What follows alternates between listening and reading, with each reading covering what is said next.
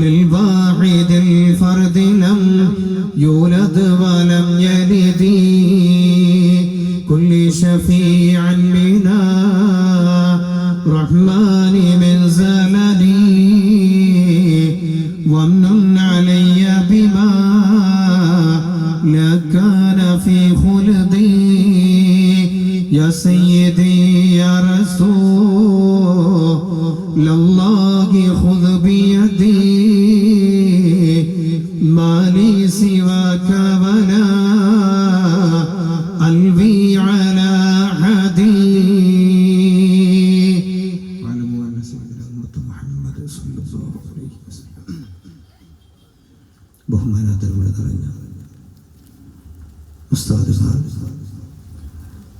ഈ പ്രസ്ഥാനത്തിൻ്റെ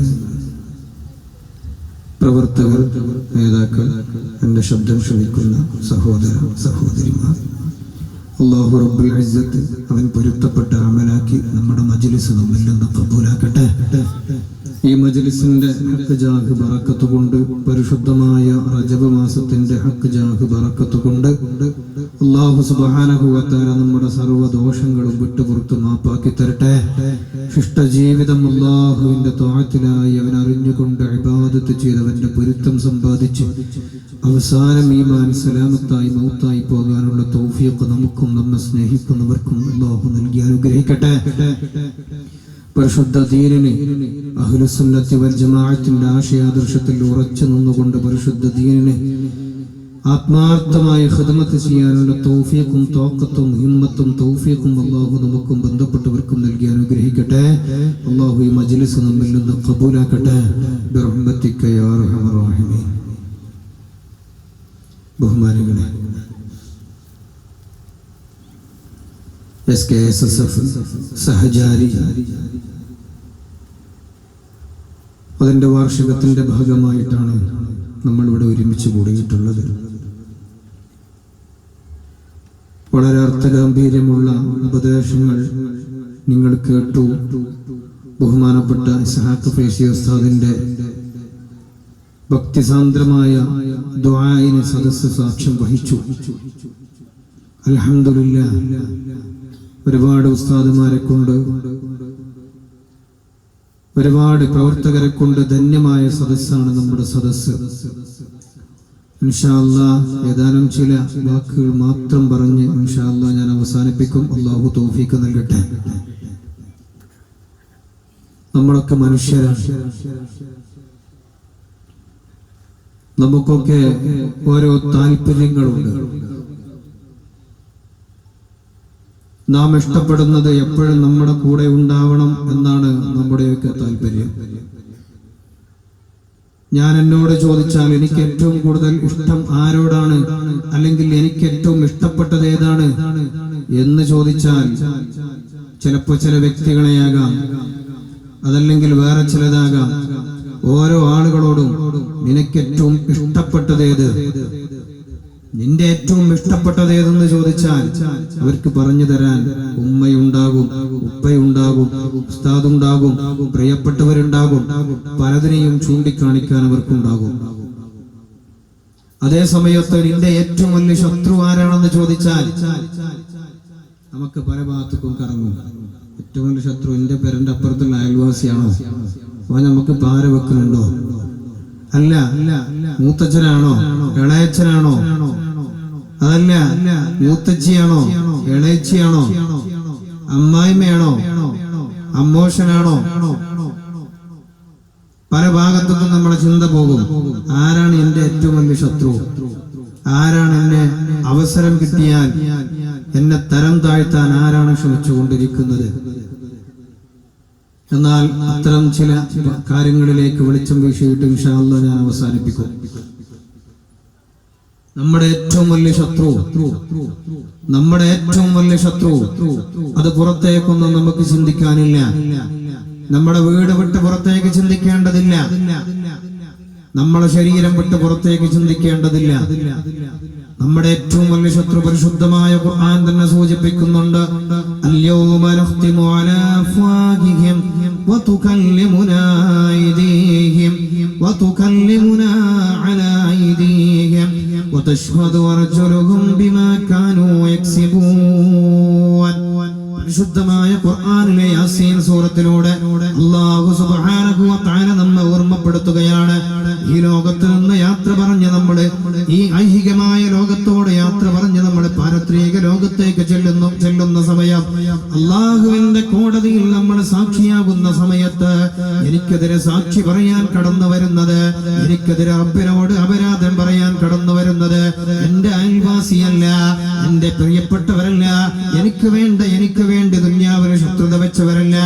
എന്നോട് ശത്രുത കാട്ടിയിട്ട് റബ്ബിന്റെ മുമ്പിൽ എനിക്ക് വേണ്ടി എതിര് സാക്ഷി പറയുന്നത് അല്ലാഹുവിന്റെ ഖുർആൻ സാക്ഷ്യപ്പെടുത്തുന്നത് അൽയൗമ നഖ്തിമു അലാ അഫ്വാഹിഹിം. ആഖിറത്തിൽ നിങ്ങൾ കടന്നു വരുന്ന സമയത്ത് നിങ്ങളുടെ വായകൾക്ക് നാം ശീല വെച്ചു കൊടുക്കാം. നിങ്ങളുടെ വായകൾക്ക് നാം ശീല വെച്ചു കൊടുക്കാം. വായ കൊണ്ട് നിങ്ങൾക്ക് സംസാരിക്കാൻ കഴിയുന്നില്ല.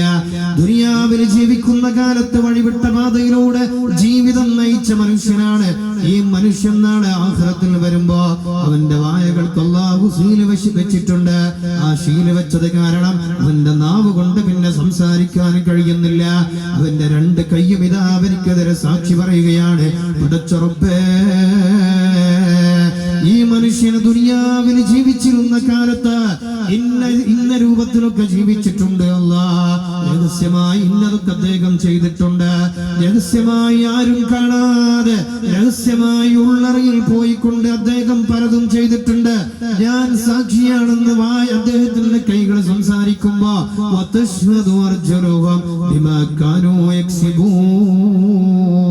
അവന്റെ കയ്യെ സംസാരിക്കുന്നു.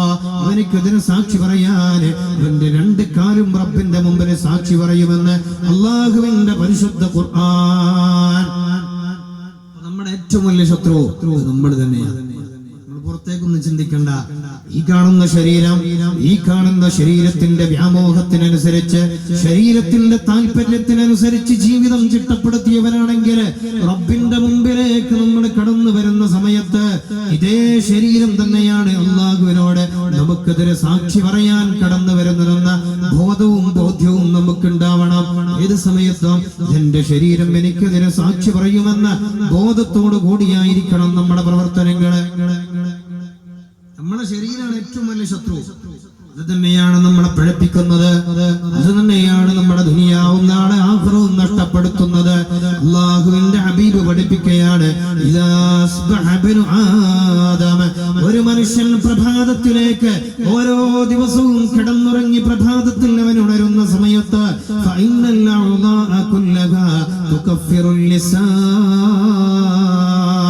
അവന്റെ നാവിനെ, അവന്റെ ശരീരത്തിന്റെ മുഴുവൻ അവയവങ്ങളും ആക്ഷേപിച്ചു കൊണ്ടിരിക്കും.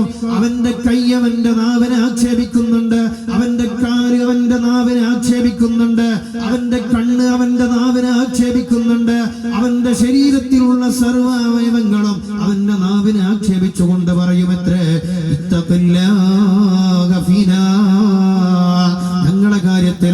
ഞങ്ങളെ കാര്യത്തില് അല്ലാഹുവിനെ സൂക്ഷിക്കണേ, ഞങ്ങളെ കാര്യത്തില് അല്ലാഹുവിനെ സൂക്ഷിക്കണേ. ഞങ്ങൾ നിന്നെ കൊണ്ടാണ് രക്ഷപ്പെടുന്നത്. അവന്റെ കയ്യവനോട്, അവന്റെ നാവിനോട് സംസാരിക്കുന്നുണ്ട്. പുണ്യനബിയാണ് പഠിപ്പിക്കുന്നത്, അഷ്റഫുൽ ഖൽഖാണ് പഠിപ്പിക്കുന്നത്. അവന്റെ കയ്യവന്റെ നാവിനോട് സംസാരിക്കുന്നുണ്ട്, അവന്റെ നാക്ക് അവന്റെ കാലവനോട് സംസാരിക്കുന്നുണ്ട്, അവന്റെ ശരീരത്തിലെ അവയവങ്ങൾ മുഴുവന് അവന്റെ നാക്കിനോട് സംസാരിക്കുന്നുണ്ടത്രേ. എന്റെ അല്ലാഹുവിൽ ഞങ്ങളെ സൂക്ഷിക്കണേ, ഞങ്ങളെ കാര്യം നീയാണ് സൂക്ഷിക്കേണ്ടത്. ഞങ്ങൾ നിന്നെ കൊണ്ടാണ് രക്ഷപ്പെടുന്നത്, ഞങ്ങൾ നിന്നെ കൊണ്ടാണ് രക്ഷപ്പെടുന്നത്. നാവേ, ഒരു കാര്യം നീ സൂക്ഷിക്കണം, നീ നേരായി നിലകൊണ്ടാൽ ഞങ്ങൾ രക്ഷപ്പെടാം.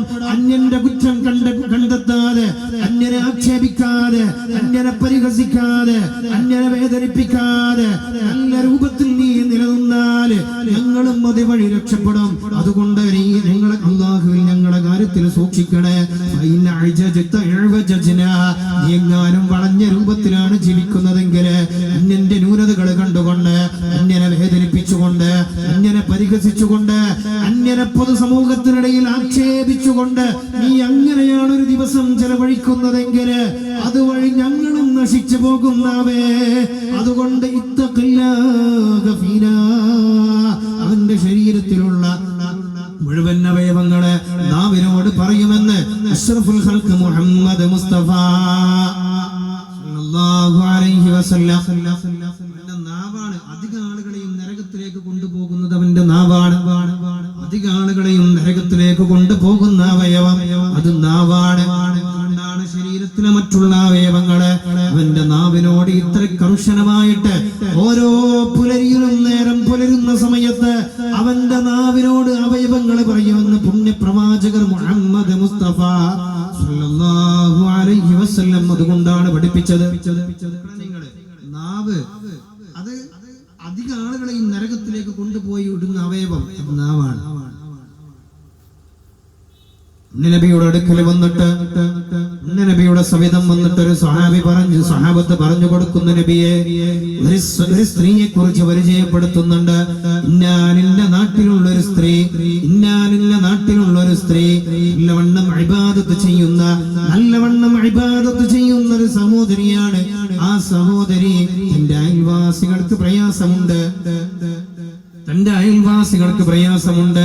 അവരുമായി ബന്ധപ്പെടുന്ന ആളുകൾക്ക് നാവ് കൊണ്ട് പ്രയാസമുണ്ടാക്കുന്നുണ്ട്. പക്ഷേ അല്ലാഹുവിന്റെ കാര്യത്തിൽ കൂടുതൽ ശ്രദ്ധിച്ചുകൊണ്ട് ഇബാദത്ത് ശക്തിയായി ചെയ്യുന്ന ഒരു പെണ്ണാണ്. ഈ പെണ്ണിനെ കുറിച്ച് അല്ലാഹുവിന്റെ ഹബീബിനോട് വന്ന് ചോദിക്കുമ്പോ അല്ലാഹുവിന്റെ ഹബീബ് പറയുന്നത് ആ പെണ്ണ് നരകത്തിലാണ്. അവളുടെ നാവിന്റെ ദ്രോഹത്തിൽ നിന്ന് അവളുടെ അയൽവാസിയെ, അവരുടെ പ്രിയപ്പെട്ടവര്, അവരുമായി ബന്ധപ്പെടുന്നവര് അവരുടെ നാവിന്റെ ദ്രോഹത്തിൽ നിന്ന് രക്ഷപ്പെടുന്നില്ലെങ്കിൽ അവളുടെ ഇബാദത്ത് പാഴ്വാക്ക് മാത്രമാണ്, നഷ്ടപ്പെട്ടു പോകുന്നതാണ്. അതുകൊണ്ട് അവൾ നരകത്തിലാണെന്ന് പുണ്യനബി മുഹമ്മദ് മുസ്തഫ സല്ലല്ലാഹു അലൈഹി വസല്ലം. അതേ സമയത്ത് മറ്റൊരു സഹോദരിയെ കുറിച്ച് സ്വഹാബ പറയുന്നുണ്ട്, നബിയെ, ഒരു സഹോദരിയുണ്ട്. ആ പെണ്ണ് ഇബാദത്ത് അത്യാവശ്യമായ കാര്യങ്ങൾ മാത്രം ചെയ്യുന്ന, വളരെ നിർബന്ധമായ കാര്യങ്ങൾ ചെയ്യുന്നുണ്ട്. അതിനധികമായി വല്ലാതെ ഇബാദത്തിലൊന്നും പോകാത്ത, എന്നാൽ അവരുമായി ബന്ധപ്പെടുന്നവർക്ക് വളരെ സന്തോഷമാണ്. നല്ല സഹോദര്യത്തോടെ, നല്ല പെരുമാറ്റത്തോടെ അയൽപക്ക ബന്ധം കാത്തു സൂക്ഷിക്കുന്നവരെ, കുടുംബ ബന്ധം കാത്തു സൂക്ഷിക്കുന്നവരെ, നാട്ടിലുള്ള സഹജീവി ബന്ധം കാത്തു സൂക്ഷിക്കുന്നവരെ, നല്ല രൂപത്തിൽ ജീവിതം മറ്റുള്ളവരുമായി കാത്തു സൂക്ഷിക്കുന്നവരെ പെണ്ണ്. ഈ പെണ്ണിനെ കുറിച്ച് ഹബീബിനോട് ചോദിക്കുന്ന സമയത്ത് നബി പറഞ്ഞു കൊടുത്ത മറുപടി,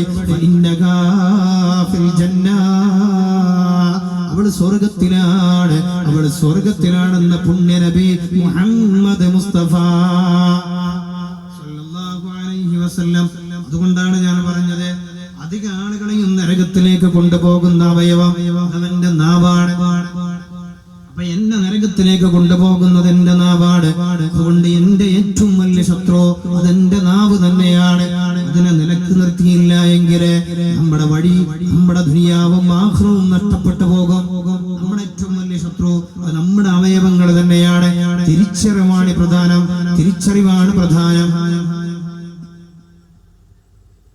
ഏറ്റവും വലിയ ശത്രു നമ്മുടെ ശരീരം തന്നെ. ഉണ്ണിനെ പേരിക്ക് എങ്ങനെ ഇരിക്കാം? കുറച്ച് സ്വഹാബത്ത് ഇങ്ങനെ ഇരിക്കുന്നുണ്ട്. കുറച്ച് സ്വഹാബത്ത് ഇങ്ങനെ ഇരിക്കുന്ന സമയത്ത് നബി സല്ലല്ലാഹു അലൈഹി വസല്ലമ തങ്ങളെ സ്വഹാബത്തിനോട് പറയുന്നുണ്ട്, സ്വഹാബാ, സ്വർഗത്തിൽ കടക്കുന്ന സ്വർഗത്തിന്റെ അകലുകാരിൽപ്പെട്ട ഒരാളെ ഞാൻ നിങ്ങൾക്ക് കാണിച്ചു തരട്ടെ സ്വഹാബാ.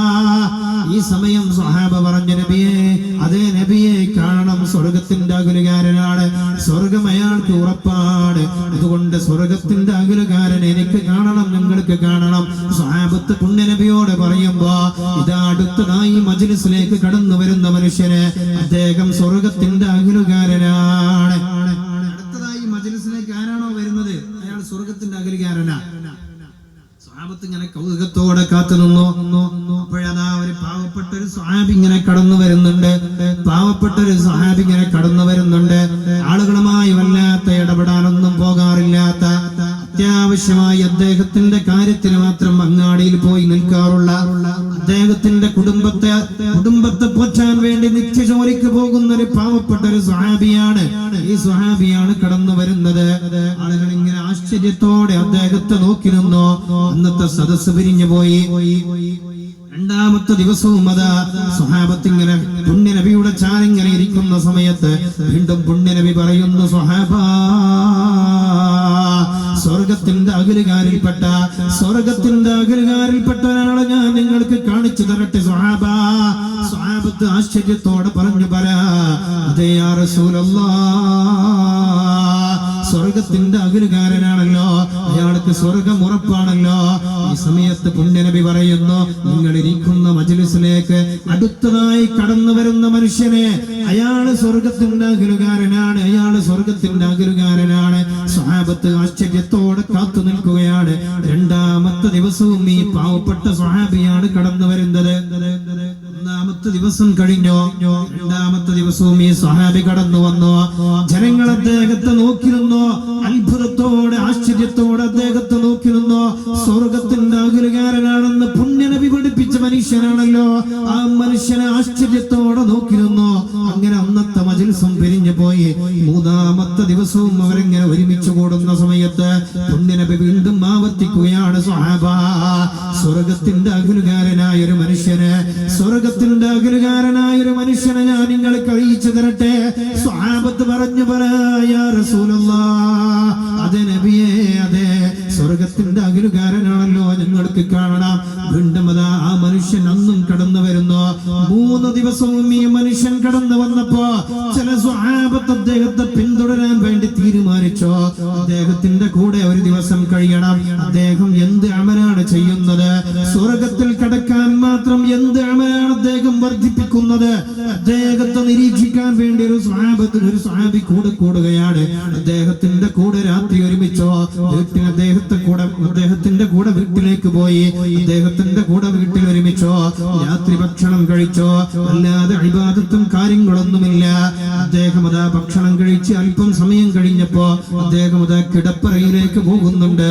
അദ്ദേഹം സാധാരണ ആളുകൾ കിടന്നുറങ്ങുന്ന പോലെ അദ്ദേഹം കിടപ്പറയിൽ പോയി കിടന്നുറങ്ങി. അങ്ങനെ സുഖനിദ്രയാണ്. നേരം പുലരുന്നതിന്റെ അല്പം മുമ്പ്, സുബഹിയുടെ അല്പം മുമ്പ് അദ്ദേഹം എണീറ്റു. അദ്ദേഹം തഹജ്ജുദ് നിസ്കരിച്ചു. അദ്ദേഹം അങ്ങനെ പ്രാർത്ഥിച്ചു കൊണ്ടിരിക്കുന്നു. പള്ളിയിൽ നിന്ന് ബാങ്കിന്റെ അലയൊലി കേട്ടപ്പോൾ അദ്ദേഹം പള്ളിയിലേക്ക് പുറപ്പെട്ടു.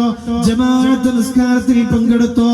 ഈ മനുഷ്യന്റെ ജീവിതം സൂക്ഷിച്ച് നിരീക്ഷിച്ച മനുഷ്യൻ സ്വഹാബി അദ്ദേഹത്തോട് ആശ്ചര്യത്തോടെ ചോദിച്ചു പോയി, അല്ലയോ മനുഷ്യ, നിങ്ങളെ കുറിച്ച് അല്ലാഹുവിന്റെ ഹബീബ് പഠിപ്പിച്ചത് നിങ്ങൾ സ്വർഗത്തിന്റെ അകലുകാരനാണെന്ന് പുണ്യനബി പറഞ്ഞിട്ടുണ്ട്. നിങ്ങളെ ഞാൻ നിരീക്ഷിച്ചു നോക്കുമ്പോ കാര്യമായൊരു അമലൊന്നും ഞാൻ നിങ്ങൾ വർദ്ധിപ്പിക്കുന്നത് കാണുന്നില്ലല്ലോ. എന്തുകൊണ്ടാണ് ഇത്ര വലിയൊരു സ്ഥാനം നിങ്ങൾക്ക് ലഭിച്ചതെന്ന് ഈ മനുഷ്യനോട് ചോദിക്കുമ്പോ അദ്ദേഹം തിരിച്ചു പറയുന്നൊരു മറുപടിയുണ്ട്.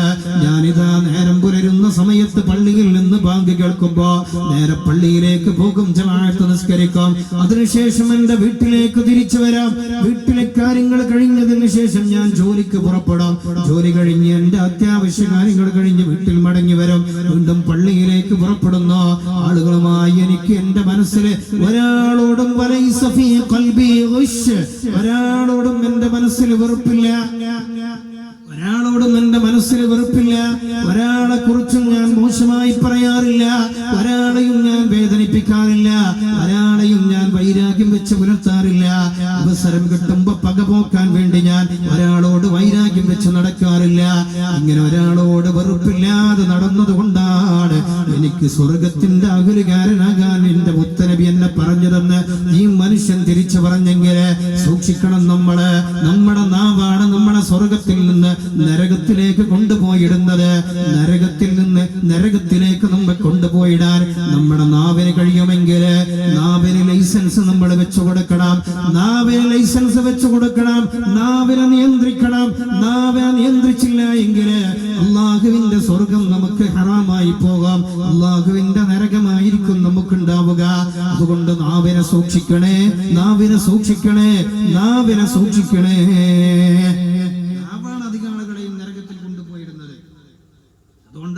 അതുകൊണ്ടാണ് പുണ്യനബി പഠിപ്പിച്ചതും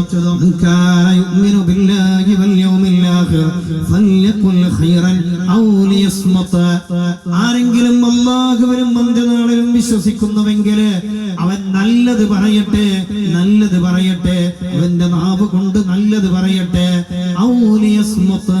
അല്ലെങ്കിൽ മൗനം പാലിക്കട്ടെ, മിണ്ടാതിരിക്കട്ടെ.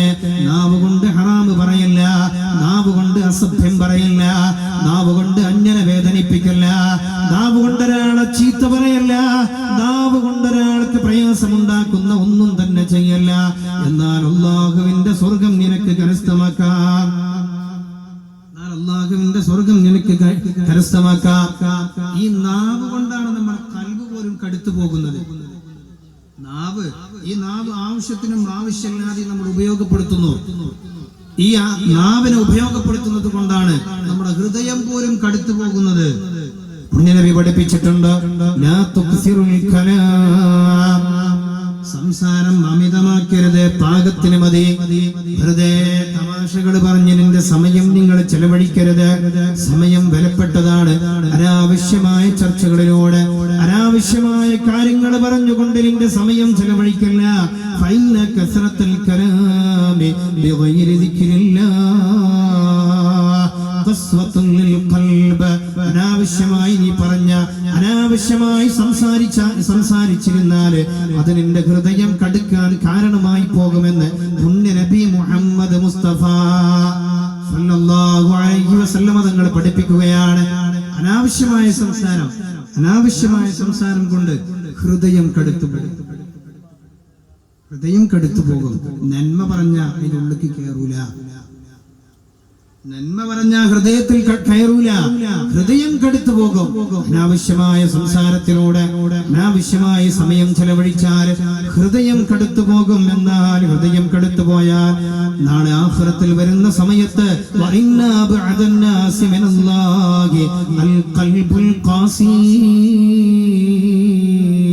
ഹൃദയം കടുത്തുപോയ ആളുകളാണ് ആഖിറത്തിൽ വരുന്ന സമയത്ത് അല്ലാഹുവിൽ നിന്ന് ഏറ്റവും കൂടുതൽ അകലം പാലിച്ച ആളുകളെന്ന് അല്ലാഹുവിന്റെ ഹബീബ് മുഹമ്മദ് മുസ്തഫ സല്ലല്ലാഹു അലൈഹി വസല്ലം. ഹൃദയം കടുത്തു പോകും. ഹൃദയമാണ്, അവിടെയാണ് നമുക്ക് അല്ലാഹുവിന്റെ നൂറ് കിടക്കേണ്ടത്. ഹൃദയം കൊണ്ടാണ് നമുക്ക് രക്ഷപ്പെടേണ്ടത്. ആഖിറത്തിൽ നമുക്ക് ഉപകരിക്കുന്നതും നമ്മുടെ ഹൃദയമാണ്. യൗമലാ യൻഫഉ മാലു വലാ ബനൂൻ ഇല്ലാ മൻ അത്തല്ലാഹ ബിഖൽബിൻ സലീം. നാളെ ആഖിറത്തിൽ നമ്മൾ കടന്നു വരുന്ന സമയത്ത് നമ്മുടെ സമ്പത്ത് കൊണ്ട് അവിടെ ഉപകരിക്കുന്നില്ല, നമ്മുടെ സമ്പാദ്യം അവിടെ ഉപകരിക്കുന്നില്ല, നമ്മുടെ സ്ഥാനമാനങ്ങൾ അവിടെ ഉപകരിക്കുന്നില്ല. ഞാൻ ദുനിയാവിൽ എത്രയോ വലിയ സ്ഥാനത്ത് വിരാജിച്ചവനാണെങ്കിലും ആഖിറത്തിൽ അതൊന്നും ചർച്ച ചെയ്യുന്നില്ല. ആഖിറത്തിൽ വിചരിക്കുന്നത് ഇല്ലാ മൻ അത്തല്ലാഹ ബിഖൽബിൻ സലീം, ഹൃദയ ശുദ്ധീകരണത്തോടുകൂടെ സ്ഫുടം ചെയ്തെടുത്ത ഹൃദയത്തോടുകൂടി ആഖിറത്തിൽ കടന്നു വന്നവനാണ് അവിടെ രക്ഷപ്പെടുന്നത്. അതുകൊണ്ട് ഹൃദയത്തിലേക്കാണ് അല്ലാഹുവിന്റെ നൂറ് കിടക്കേണ്ടത്. ആ നൂറ് കിടക്കുന്നതിന് തടസ്സം വരുന്നത് അവന്റെ അമിത സംസാരമാണെന്ന് പരിശുദ്ധ ഹബീബ് മുഹമ്മദ് മുസ്തഫ സല്ലല്ലാഹു അലൈഹി വസല്ലം. നാവിന് നിയന്ത്രണം വെച്ചേ ആഖിറം രക്ഷപ്പെടണോ, നാവിന് നിയന്ത്രണം വെച്ചേ പറ്റൂ. അതാണ് ഇവിടെ വലിയ അപകടം ഉണ്ടാക്കുന്നത്. അതുതന്നെയാണ് വലിയ അപകടവും ഉണ്ടാക്കുന്നത്. നാവ് കൊണ്ടാണ് ഇവിടെ എല്ലാ അപകടങ്ങളും ഉണ്ടാകുന്നത്. അതിന്റെ അപകടം കണ്ടതുകൊണ്ടാണ് പുണ്യനബി പറഞ്ഞത്, മൻ വഖാഹുല്ലാഹു ശർറ മാ ബൈന അയ്യൈഹി വമാ ബൈന റിജ്ലൈഹി. രണ്ട് താടിയെല്ലുകൾക്കിടയിലുള്ള എല്ലില്ലാത്തൊരവയവമുണ്ടവനിക്ക്, അവന്റെ നാവാണത്. രണ്ട് താടിയെല്ലുകൾക്കിടയിലുള്ള എല്ലില്ലാത്തൊരവയവം, അതുപോലെ തന്നെ രണ്ട് തുടയെല്ലുകൾക്കിടയില് എല്ലില്ലാത്തവന്റെ ലിംഗമുണ്ട്. ഈ രണ്ട് കൊണ്ടും ഹറാമ് വന്നു പോകുന്നതിന് തൊട്ട് അല്ലാഹുവിനെ സൂക്ഷിച്ചുകൊണ്ടൊരാള് ജീവിച്ചാൽ ദഖലൽ ജന്ന, അതുവഴി അവൻ സ്വർഗം കടക്കുമെന്ന് പുണ്യ നബി മുഹമ്മദ് മുസ്തഫ സല്ലല്ലാഹു അലൈഹി വസല്ലം. തീർന്നില്ല, വളരെ ഗൗരവത്തോടു കൂടിയാണ് പറഞ്ഞത്. അവന്റെ നാവ് കൊണ്ടൊരു തെറ്റും ചെയ്യില്ല, നാവ് കൊണ്ടൊരാളെ വേദനിപ്പിക്കില്ല, നാവ് കൊണ്ടൊരാളെ അസഭ്യം പറയില്ല, നാവ് കൊണ്ടൊരാളെ മറ്റൊരാൾക്ക് പ്രയാസമുണ്ടാക്കില്ല, നാവ് കൊണ്ട് ഹറാമിയത്ത് വന്നു പോകില്ല എന്ന് ഒരാൾ എനിക്ക് ജാമ്യം നിന്നാൽ അദ്മനുലഹുൽ ജന്ന, അവനക്ക് സ്വർഗം വാങ്ങിക്കൊടുക്കാൻ ഞാൻ ജാമ്യം നിൽക്കുമെന്ന് പുണ്യ നബി മുഹമ്മദ് മുസ്തഫ സല്ലല്ലാഹു അലൈഹി വസല്ലം. എത്രയാണ് അതിന്റെ ഗൗരവം? നാവ് കൊണ്ടൊരാളെ വേദനിപ്പിക്കില്ല, നാവ് കൊണ്ടൊരാൾക്ക് പ്രയാസമുണ്ടാക്കില്ല, തന്റെ അയൽവാസി തന്നെ കൊണ്ട് പ്രയാസപ്പെടില്ല, തന്റെ കൂട്ടുകാരൻ തന്നെ കൊണ്ട് പ്രയാസപ്പെടില്ല, തന്റെ കുടുംബത്തിൽ എന്നെ കൊണ്ട് പ്രയാസമുണ്ടാകില്ല, തന്റെ നാട്ടുകാർക്ക് എന്നെ കൊണ്ടൊരു പ്രയാസമുണ്ടാകില്ല. ഒരാൾക്ക് ഉപകാരം ചെയ്യാൻ കഴിഞ്ഞില്ല എങ്കിലും ഉപദ്രവം ചെയ്യാതിരിക്കാൻ കഴിയുമല്ലോ. നാവ് കൊണ്ട് മറ്റൊരാൾക്ക് പ്രയാസം വരുന്നതിനെ തൊട്ട് ഒരാളെ സൂക്ഷിച്ചാൽ അദ്മനുലഹുൽ ജന്ന, അയാൾക്ക് സ്വർഗം വാങ്ങിക്കൊടുക്കാൻ ഞാൻ ജാമ്യം നിൽക്കുമെന്ന് പുണ്യ നബി മുഹമ്മദ് മുസ്തഫ സല്ലല്ലാഹു അലൈഹി വസല്ലം. എത്രയുടെ ഗൗരവം! നാവ് കൊണ്ട് ഒരാൾക്ക് പ്രയാസം ഉണ്ടാക്കിയില്ല, എന്നാലും അവർക്ക് സ്വർഗം വാങ്ങിക്കൊടുക്കാൻ ഞാൻ ജാമ്യം നിൽക്കും. ചെറിയ കാര്യമാണോ? ചെറിയ കാര്യമാണോ? അല്ല. ഓരോരുത്തരുടെ സ്ഥാനങ്ങൾ മനസ്സിലാക്കി ഇന്ന് സോഷ്യൽ മീഡിയ തുറന്ന വലിയ വലിയ ആലിമീങ്ങളൊക്കെ അവരുടെ ചെരുപ്പിനടിയിലെ ഒരു മണൽത്തരിയാകാൻ പോലും യോഗ്യതയില്ലാത്ത ആളുകള്, സയ്യിദുമാരെ, ആലിമീങ്ങളെ, ആരിഫീങ്ങളെ, ഔലിയാക്കളെ സോഷ്യൽ മീഡിയയിലൊക്കെ ഇങ്ങനെ പറയണത് കേട്ടാ, സോഷ്യൽ മീഡിയയിൽ നമുക്കെന്തും പറയാം, നമുക്കെന്തും പറയാം. പക്ഷേ നമ്മൾ നിയന്ത്രണം വെച്ചില്ലെങ്കിൽ അപകട. ആരെയോ ആവട്ടെ, അലിമീങ്ങളെയാവട്ടെ, സദാത്തീങ്ങളെയാവട്ടെ, അല്ലാഹു ഇഷ്ടപ്പെട്ട ആളുകളെ നമ്മളെങ്ങാനും അവരെ പ്രയാസപ്പെടുത്തിയാല്, നമ്മുടെ ഒരു വാക്കുകൊണ്ട് അവരെ മനസ്സിനെ വേദനിച്ചാല്, അല്ലാഹു റബ്ബുൽ ഇസ്സത്ത് പറഞ്ഞത് അതല്ലേ, എന്റെ ഔലിയാക്കളെ, എന്റെ മഹ്ബൂബീങ്ങളെ, ഞാൻ ഇഷ്ടപ്പെട്ട ആളുകളെ, പരിശുദ്ധ ദീനിന് വേണ്ടി പ്രവർത്തിക്കുന്നവരെ, സമുദായത്തിന്റെ ഉന്നമനത്തിന് വേണ്ടി പ്രവർത്തിക്കുന്ന ആളുകളെ, ഇവർ അല്ലാഹു ഇഷ്ടപ്പെട്ട ആളുകളാണല്ലോ. അവരോട് ആരെങ്കിലും ദേഷ്യം വെച്ചാൽ അല്ലാഹു അവരോട് അല്ലാഹു യുദ്ധപ്രഖ്യാപനം നടത്തിയെന്ന് ഖുദ്സിയായ ഹദീസിലൂടെ പഠിപ്പിച്ചിട്ടുണ്ട്. അല്ലാഹു നമ്മളോട് യുദ്ധപ്രഖ്യാപനം നടത്തിയ പിന്നെ എന്താ നമ്മുടെ അവസ്ഥ? അല്ലാഹു നമ്മളോട് യുദ്ധപ്രഖ്യാപനം നടത്തിയ പിന്നെ എന്താ അവസ്ഥ? എന്നാൽ പരിശുദ്ധ ഖുർആനിൽ അല്ലാഹു ഒരു സംഭവം ഉദ്ധരിക്കുന്നുണ്ട്. മഹാനായ മൂസ നബി അലൈഹി സ്വലാത്തു വസ്സലാം, മഹാനായ മൂസ നബി അലൈഹി സ്വലാത്തു വസ്സലാമിന്റെ കാലത്ത് അന്ന് ജീവിച്ചിരുന്ന ഏറ്റവും വലിയൊരു മഹാനായ ഒരു ആരിഫായ ഒരു വലിയുണ്ട്, ബൽഅബ് ബിൻ ബഊറാ. അദ്ദേഹത്തെ കുറിച്ച് പറയുന്നത്, അദ്ദേഹം ഇങ്ങനെ ഇരുന്ന ഇരിപ്പിൽ നിന്ന് അള്ളാഹുവിന്റെ ലോഹയിൽ നോക്കിയിട്ട് അള്ളാഹുവിന്റെ ഖലാഉകൾ വായിച്ചെടുക്കാൻ കഴിവുള്ള, ഹൃദയത്തിന്റെ കണ്ണ് തുറന്ന അള്ളാഹുവിന്റെ ആരിഫീങ്ങളിൽപ്പെട്ട ഒരു മനുഷ്യനാണ്. അത്ര വലിയ ഇബാദത്ത് കൊണ്ട് അള്ളാഹുവിന്റെ അടുക്കൽ സ്ഥാനം നേടിയ ഒരു മനുഷ്യൻ മുഫസ്സിരീങ്ങൾ മുഴുവൻ രേഖപ്പെടുത്തിയില്ലേ? ഇരുന്ന ഇരിപ്പിൽ നിന്ന് അള്ളാഹുവിന്റെ അർശ് നോക്കി അള്ളാഹുവിന്റെ ഖലാഉകളെ വായിച്ചെടുക്കാൻ കഴിവുള്ള ഒരു മനുഷ്യൻ, ഹൃദയത്തിന്റെ കണ്ണ് തുറന്നിട്ടുണ്ട്. അങ്ങനത്തെ ഒരു മനുഷ്യൻ ഒരുപാട് ഇബാദത്ത് ചെയ്ത് അള്ളാഹുവിനെ കടുത്തൊരു മനുഷ്യനെ, ഈ മനുഷ്യന്റെ അടുക്കൽ വന്നുകൊണ്ട് ആളുകൾ അദ്ദേഹത്തെ സമീപിച്ചുകൊണ്ട് ആ കാലത്ത് നാട്ടിൽ പേരുള്ള, നാട്ടിൽ സ്ഥാനമുള്ള, അല്പമൊക്കെ സമ്പത്ത് കയ്യിലുള്ള ആളുകള് അദ്ദേഹത്തിന്റെ അടുക്കൽ വന്നുകൊണ്ട് പറയുന്നു, നിങ്ങൾ അള്ളാഹുവിന്റെ വലിയാണല്ലോ, നിങ്ങൾ അള്ളാഹുവിന്റെ അടുക്കൽ സ്ഥാനമുള്ള പ്രത്യേകക്കാരനാണല്ലോ, നിങ്ങളെങ്ങാനും അള്ളാഹുവിനോട് ദുആ ചെയ്താൽ അള്ളാഹു പെട്ടെന്ന് ഇജാബത്ത് തരുന്നുണ്ടല്ലോ. അദ്ദേഹത്തിന്റെ ഇസ്മുൽ അഅ്ലം അല്ലാഹു പഠിപ്പിച്ചു കൊടുത്തിട്ടുണ്ട്. ഇസ്മുൽ അഅ്ലം അല്ലാഹുവിന് 99 പേരുകളുണ്ട്, 100ാമത്തെ പേരുണ്ട് അല്ലാഹുവിന്റെ ഔലിയാക്കൾക്ക്, അല്ലാഹുവിന്റെ പ്രത്യേകക്കാരായ ആളുകൾക്ക് മാത്രം പഠിപ്പിച്ചു കൊടുക്കുന്നതാണ് ഇസ്മുൽ അഅ്ലം. ഈ മനുഷ്യൻ ആ ഇസ്മുൽ അഅ്ലമും അദ്ദേഹത്തിന് പഠിപ്പിച്ചു കൊടുത്തിട്ടുണ്ട്. അങ്ങനത്തെ ഒരു മനുഷ്യനാണ്.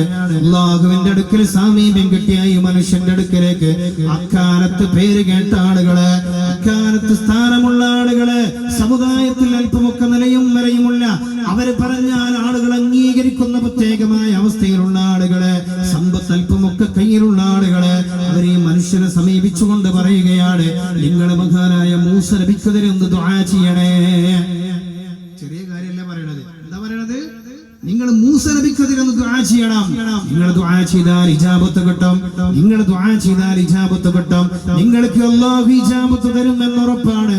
അതുകൊണ്ട് നിങ്ങൾ മൂസ നബിക്കെതിരെ ദുആ ചെയ്യണേ. പറ്റില്ല, ഞാനെങ്ങനെ ചെയ്യില്ല. പക്ഷേ നാട്ടിൽ പേര് കേട്ടവരാണ്, നാട്ടിൽ സമ്പത്തുള്ളവരാണ്, നാട്ടിൽ സ്ഥാനമാനങ്ങളുള്ളവരാണ്, നാട്ടിൽ അവരെന്ത് പറഞ്ഞാലും ആളുകൾ ഉൾക്കൊള്ളുന്ന അവസ്ഥയിലാണ്. അതുകൊണ്ട് അവര് പറഞ്ഞാൽ കേൾക്കാതിരിക്കാൻ കഴിയില്ല. അവരുടെ നിർബന്ധത്തിന് വഴങ്ങി, സമ്മർദ്ദത്തിന് വഴങ്ങി, ഒന്നല്ല രണ്ടല്ല മൂന്നല്ല പല പ്രാവശ്യം അവരിങ്ങനെ പറഞ്ഞപ്പോ അവർ സമ്മർദ്ദത്തിന് വഴങ്ങി അവസാനം അദ്ദേഹം മൂസ നബിക്കെതിരെ ദുആ ചെയ്യുകയാണ്. അദ്ദേഹം അല്ലാഹുവിന്റെ ദർബാറിലേക്ക് കരമുയർത്തിക്കൊണ്ട് മഹാനായ മൂസ നബിക്കെതിരെ ദുആ ചെയ്തു. സമ്പത്തിന് വേണ്ടി, അല്ലെങ്കിൽ അല്പമൊക്കെ സ്ഥാനമാനങ്ങൾ കിട്ടാൻ, സമുദായത്തിൽ ചെറിയ നിലയും വിലയും ഒക്കെ ഉണ്ടാകാൻ വേണ്ടി അല്ലാഹുവിന്റെ അടുക്കൽ ആരിഫീങ്ങളെ കൂട്ടത്തിൽപ്പെട്ട ഈ മഹാനത ദുആ ചെയ്യുകയാണ്. മഹാനായ മൂസ നബിക്കെതിരെ ദുആ ചെയ്തു പോയി. അല്ലാഹു തആല ദുആ ഖബൂൽ ചെയ്തു. അങ്ങനെ ബഹുമാനപ്പെട്ട മൂസ നബിക്ക് ചില പ്രയാസങ്ങൾ വരാൻ തുടങ്ങി. അതിനെ തുടർന്ന് ബഹുമാനപ്പെട്ട മൂസ നബി അലൈഹി സ്വലാത്തു വസ്സലാം തീഹന്ന നാട്ടിലേക്ക് യാത്ര പോകേണ്ടി വന്നു. തന്റെ അനുയായികളെയും കൂട്ടിയിട്ട് തീഹന്ന നാട്ടിലേക്ക് പോയി. അവിടെ പോയപ്പോഴും ചെറിയ പ്രയാസങ്ങളൊക്കെ അനുഭവപ്പെടാൻ തുടങ്ങി. ഈ സമയത്ത് മഹാനായ മൂസ നബി അലൈഹി സ്വലാത്തു വസ്സലാം അല്ലാഹുവിന്റെ ദർബാറിലേക്ക് കരമുയർത്തിയിട്ട് പറഞ്ഞു, റബ്ബേ, ഒരുപാട് പ്രയാസങ്ങൾ പിടികൂടാൻ തുടങ്ങിയിട്ടുണ്ട്. എന്താണ് കാരണം എന്ന് മനസ്സിലാകുന്നില്ല. ചില പ്രതിസന്ധികൾ എന്നെ വന്ന് തരണം ചെയ്യുന്നുണ്ട്, പിടികൂടുന്നുണ്ട്. ഈ സമയത്ത് മഹാനായ മൂസ നബിക്ക് അല്ലാഹു റബ്ബുൽ ഇസ്സത്ത് വഹി അറിയിച്ചു കൊടുക്കുകയാണ്. മൂസ, നിങ്ങൾക്കെതിരെ നിങ്ങളുടെ നാട്ടിലുള്ള നിങ്ങളുടെ അനുയായിയായ നിങ്ങളുടെ ഉമ്മത്തിൽപ്പെട്ട പ്രാർത്ഥിച്ചിട്ടുണ്ട്. ചില്ലറ കാശിന് വേണ്ടിയിട്ട്, സ്ഥാനമാനങ്ങൾക്ക് വേണ്ടിയിട്ട്, ജനങ്ങൾക്കിടയിൽ പേരും പെരുമയും ഉണ്ടാകാൻ വേണ്ടിയിട്ട് അല്ലാഹു എന്റെ അടുക്കലേക്ക് അദ്ദേഹം പ്രാർത്ഥന നടത്തിയിട്ടുണ്ട്. അതിന്റെ അനന്തരഫലമാണ് നിങ്ങൾ അനുഭവിക്കുന്നത്. ഈ സമയത്ത് മഹാനായ മൂസ നബി അലൈഹി സ്വലാത്തു വസ്സലാം തനിക്കെതിരെ പ്രാർത്ഥിച്ച അദ്ദേഹത്തിനെതിരെ പ്രാർത്ഥന നടത്തി. ആ പ്രാർത്ഥന നടത്തിയതിനു ശേഷം അല്ലാഹുവിന്റെ പ്രത്യേകമായ കലീമുല്ലാഹി മൂസ നബിയാണല്ലോ, അല്ലാഹു തെരഞ്ഞെടുത്ത ഉലുൽ അസ്മിൽപ്പെട്ട അല്ലാഹു ലക്ഷക്കണക്കായ അമ്പിയാക്കളെ പറഞ്ഞയച്ച കൂട്ടത്തില് 25 പ്രവാചകന്മാരെ ഖുർആനിൽ പറഞ്ഞിട്ടുണ്ടെങ്കിൽ അതിൽ നിന്ന് കടഞ്ഞെടുത്ത 5 പ്രവാചകന്മാരാണ് ഉലുൽ അസ്മ. ഈ ഉലുൽ അസ്മിൽ പ്രധാനിയായ മഹാനായ കലീമുല്ലാഹി മൂസ അലൈഹി സ്വലാത്തു വസ്സലാം മഹാനായ മൂസ നബി പ്രാർത്ഥിച്ചതിന്റെ അനന്തരഫലം ഈ മനുഷ്യനെതിരെ മഹാനായ മൂസ നബി പ്രാർത്ഥിച്ചു പോയി. അതിന്റെ അനന്തരഫലം ഖുർആൻ പഠിപ്പിക്കുന്നുണ്ട്. മസലുഹു കമസലിൽ കൽബ്. ഈ ബൽഅബ്ബിന് ബഅൂറായ ഇരുന്ന ഇരിപ്പിൽ നിന്ന് അല്ലാഹുവിന്റെ ലൗഹ് നോക്കി വായിച്ച് മനസ്സിലാക്കാൻ കഴിഞ്ഞിരുന്ന മനുഷ്യന്, അല്ലാഹുവിന്റെ ആരിഫീങ്ങളിൽപ്പെട്ട മനുഷ്യന്, ഒരുപാട് ഇബാദത്ത് ചെയ്ത റബ്ബിന്റെ അടുക്കൽ സാമീപ്യം കരസ്ഥമാക്കിയ ഒരു മനുഷ്യനിതാ മൂസ നബിക്കെതിരെ അല്ലാഹുവിന്റെ ഒരു വലിയനെതിരെ പ്രവാചകനെതിരെ പ്രാർത്ഥന നടത്തിയതിന്റെ അനന്തരഫലമായിട്ട് അല്ലാഹുവിന്റെ ഖുർആൻ പറഞ്ഞു, മസലുഹു കമസലുൽ കൽബ്. അയാൾ നായിന്റെ മാരിയാണ്. പരിശുദ്ധ ഖുർആൻ പറയാ, ആര്? അബ്ബിന് ബഅൂറായിനെ കുറിച്ച് ആരിഫീങ്ങളിൽ പ്രധാനിയായിരുന്നു. ഹൃദയത്തിന്റെ കണ്ണ് തുറന്ന മനുഷ്യനായിരുന്നു. അല്ലാഹുവിന്റെ ലൗഹ് വായിച്ചെടുക്കാൻ മാത്രം അല്ലാഹുവിന്റെ പ്രത്യേകമായ ഇസ്മുൽ അഅ്ലം പഠിപ്പിച്ചു കൊടുത്ത മനുഷ്യന്, ഈ മനുഷ്യനെ കുറിച്ച് ഖുർആൻ പറയുകയാണ്, മസലുഹു കമസലിൽ കൽബ്. അയാൾ നായയെ പോലെയാണ്. തീർന്നില്ല. ഇൻ തഹ്മിൽ അലൈഹി യൽഹസ് ഔ തത്റുകുഹു യൽഹസ്. വല്ല ആവശ്യവും അദ്ദേഹത്തിനുണ്ടെങ്കിൽ സന്തോഷം വന്നാലും നായ നാവ് തൂക്കിയിടും, സന്താപം വന്നാലും നായ നാവ് തൂക്കിയിടും. ഏത് ഘട്ടത്തിലും നായ നാവ് തൂക്കിയിടുന്നത് പോലെ ഈ മനുഷ്യനെ അല്ലാഹു ഉപമിച്ചുകൊണ്ട് പറയുന്നു, മസലുഹു കമസലിൽ കൽബ്. അയാൾ നായെ പോലെയാണെന്ന് പറയാൻ മാത്രം ഒരു മനുഷ്യൻ അതപ്പതിച്ചു പോകാൻ കാരണം അദ്ദേഹത്തിന്റെ നാവ് ഉപയോഗപ്പെടുത്തിയതാണെങ്കിൽ സൂക്ഷിക്കണം. നമ്മള് ഒരു മനുഷ്യനെതിരെ, അള്ളാഹു ഇഷ്ടപ്പെട്ട ഒരു മനുഷ്യനെതിരെ, അള്ളാഹുവിന്റെ അടുക്കൽ ഖബൂലിയത്ത് കിട്ടിയ ഒരു മനുഷ്യനെതിരെ ഒരു വാക്കെങ്കിലും നമ്മൾ പറഞ്ഞിട്ടുണ്ടെങ്കിൽ അതിന് പകരം അള്ളാഹു നമുക്ക് തരുന്നത്, നമുക്ക് ഇന്ന് വരെ നമ്മൾ ചെയ്ത അമലുകൾ നഷ്ടപ്പെട്ടു പോവുകയാണ്. അള്ളാഹുവിന്റെ അടുക്കലുള്ള നിലയും വരെയും നമുക്ക് നഷ്ടപ്പെട്ടു പോവുകയാണ്. അതുകൊണ്ട് നമ്മുടെ നാവ് കൊണ്ട് ഒരു ആലിമിനെ ചീത്ത പറയല്ല, ഒരു വലിയനെ ചീത്ത പറയല്ല, ഒരു സയ്യിദിനെ ചീത്ത പറയല്ല, അള്ളാഹു ഇഷ്ടപ്പെട്ട ആളുകളെ നമ്മൾ ചീത്ത പറയല്ല, പൊതുസമൂഹത്തിന്റെ മുമ്പ് ആക്ഷേപിക്കല്ല. അവർ അള്ളാഹുവിന്റെ അടുക്കൽ സ്ഥാനമുള്ള ആളുകളാണ്. അതുവഴി നമ്മുടെ സ്ഥാനമാണ് നഷ്ടപ്പെട്ടു പോകുന്നത്. മനസ്സിലാക്കണം. നമ്മുടെ നാവിനെ നമ്മൾ സൂക്ഷിക്കണം, നമ്മുടെ നാവിനെ നമ്മൾ സൂക്ഷിക്കണം. അല്ലെങ്കിലും അന്യരെ കുറിച്ച് നമ്മളിങ്ങനെ കുറ്റം പറഞ്ഞിട്ട് നമുക്കൊന്നും കിട്ടാനാ? നമുക്കൊന്നും കിട്ടാനില്ല, നമുക്കൊന്നും കിട്ടാനില്ല. അതാണ് തുടക്കത്തിൽ ഓതി വെച്ച ആയത്ത്, യാ അയ്യുഹല്ലദീന ആമനൂ ഇജ്തനിബൂ കസീറൻ മിനൽ-ളന്നി. ആവശ്യമില്ലാത്ത വിചാരങ്ങളൊക്കെ നിങ്ങൾ ഒഴിവാക്കണം. അന്യരെ കുറിച്ച് ആവശ്യമില്ലാത്ത വിചാരങ്ങൾ നിങ്ങൾ ഒഴിവാക്കണം. ആവശ്യമില്ലാത്ത വിചാരങ്ങൾ പലതും ഇല്ലാത്തതാണ്. ഓൻ ഇന്നെ കുറിച്ച് ഓൻ അങ്ങനെ പറഞ്ഞോ, അല്ലെങ്കിൽ ഓൻ രണ്ടാളും ഒരുമിച്ച സ്വാഭാവികമായിട്ട് ഇതിനെ കുറിച്ച് അവിടെ ചർച്ച ചെയ്തിട്ടുണ്ടാവും. നമ്മളിങ്ങോട്ട് വിചാരിക്കുക അങ്ങനെ ഉണ്ടായിട്ടുണ്ടാവില്ല. അല്ലെങ്കിൽ നമ്മളെ അയൽവാസിയല്ലേ, ഓൻ അവിടെ പോയ എന്തായാലും ഇതിനെ കുറിച്ച് പറഞ്ഞിട്ടുണ്ടാവും, ഉറപ്പാ. നമ്മളങ്ങോട്ട് അനുമാനിക്കുക, അങ്ങനൊന്നും ഉണ്ടാവില്ല. വെറുതെ നമ്മളിങ്ങോട്ട് വിചാരിക്കുക. എന്നിട്ട് ഖുർആൻ പറയാണ്, യാ അയ്യുഹല്ലദീന ആമനൂ ഇജ്തനിബൂ കസീറൻ മിനൽ-ളന്നി. ആവശ്യമില്ലാത്ത വിചാരങ്ങൾ നിങ്ങൾ ഒഴിവാക്കണേ. ഇന്ന ബഅദ-ളന്നി ഇസ്മ. നിങ്ങൾ ആവശ്യമില്ലാതെ ചിന്തിച്ചു കൂട്ടുന്ന ചില വിചാരങ്ങൾ അത് കുറ്റമുള്ളതാണ്, അത് കുറ്റമാണ്. അതുകൊണ്ട് വലാ തജസ്സസൂ വലാ യഗ്തബ് ബഅദുകും ബഅദാ. നിങ്ങളിൽ ഒരാളും മറ്റൊരാളെ ഗീബത്ത് പറയല്ല, ഒരാളും മറ്റൊരാളെ കുറിച്ച് ഗീബത്ത് പറയല്ല, ഭീഷണി പറയല്ല, പരദൂഷണം പറയല്ല, അസഭ്യം പറയല്ല, മറ്റുള്ളവരെ വേദനിപ്പിക്കുന്നത് പറയല്ല. അയുഹിബ്ബു അഹദുകും അൻ യഅകുല ലഹ്മ അഖീഹി മൈതാ. നിങ്ങളെ പ്രിയപ്പെട്ട സഹോദരനെ അദ്ദേഹം ഇവിടെ മരിച്ചു കിടക്കുന്ന സമയത്ത് അദ്ദേഹത്തിന്റെ ശരീരത്തിൽ നിന്ന് പച്ചമാംസം വെട്ടിയെടുത്താൽ അത് കഴിക്കാൻ നിങ്ങൾ ഇഷ്ടപ്പെടുമോ? നിങ്ങളെ പ്രിയപ്പെട്ട സഹോദരൻ ഇവിടെ കിടക്കുകയാണ്, മരിച്ചു കിടക്കുകയാണ്. ആ മരിച്ചു കിടക്കുന്ന സഹോദരന്റെ ശരീരത്തിൽ നിന്ന്, അദ്ദേഹത്തിന്റെ ശരീരത്തിൽ നിന്ന് ഒരു കത്തിയെടുത്തുകൊണ്ട് പച്ചമാംസം വെട്ടിയെടുത്താൽ അത് കഴിക്കാൻ നിങ്ങൾ ഇഷ്ടപ്പെടുമോ? അത് കഴിക്കുന്നത് നിങ്ങൾ വെറുക്കുന്നുവെങ്കിൽ അതുപോലെയാണ് മറ്റൊരാളെ നിങ്ങൾ ഗീബത്ത് പറയുമ്പോ, മറ്റൊരാളെ നിങ്ങൾ ഏഷണി പറയുമ്പോ, മറ്റൊരാളെ നിങ്ങൾ പരദൂഷണം പറയുമ്പോ, മറ്റൊരാളെ കുറിച്ച് നിങ്ങൾ എന്ത് പറഞ്ഞാലും അവന്റെ ശരീരത്തിലെ പച്ചമാംസം കഴിക്കുന്നതിന് തുല്യമാണെന്ന് പരിശുദ്ധ ഖുർആനാണ് നമ്മെ ഓർമ്മപ്പെടുത്തുന്നത്. നമ്മളെ പ്രിയപ്പെട്ടവരെ കുറിച്ച് നമ്മൾ കുറ്റം പറയുമ്പോ, അല്ലെങ്കിൽ അവരെ ആക്ഷേപിച്ച് നമ്മള് അവർക്ക് ഇഷ്ടമില്ലാത്തത് പറയുമ്പോ, അവരുടെ ശരീരത്തിൽ നിന്ന് പച്ചമാംസം വെട്ടിയെടുത്ത് അത് വേവിക്കാതെ പച്ചക്ക് കഴിക്കുന്നത് പോലെയാണ് പരിശുദ്ധ ഖുർആൻ പറയാം. ഹദീസൊന്നല്ല, പരിശുദ്ധ ഖുർആൻ നസ്സായിട്ട് പറയാം. പരിശുദ്ധ ഖുർആൻ നസ്സായിട്ട് പറയാ. തെളിവുകളും ഇഷ്ടം പോലെ, ഒരുപാട് തെളിവുകളും അതിനുണ്ട്. അതുകൊണ്ട് നമ്മുടെ നാവിന് നമ്മൾ ലൈസൻസ് വെക്കണം, നിയന്ത്രണം വെക്കണം. ഇത് പരിശുദ്ധ റജബ് മാസമാണല്ലോ, പരിശുദ്ധ റജബ് മാസമാണല്ലോ. അള്ളാഹു ഇഷ്ടപ്പെട്ട അള്ളാഹുവിന്റെ മാസം എന്ന് വിശേഷിപ്പിച്ച റജബുൽ ശഹറുല്ലാഹ്. റജബ് അള്ളാഹുവിന്റെ മാസമാണെന്ന് പഠിപ്പിച്ചിട്ടുണ്ട്. ഈ പുണ്യമായ മാസത്തിലാണല്ലോ ഇസ്രാ മിഅ്റാജ് നടന്നത്. ഈ പുണ്യമായ മാസത്തിലാണല്ലോ ഇസ്രാ മിഅ്റാജ് നടന്നത്.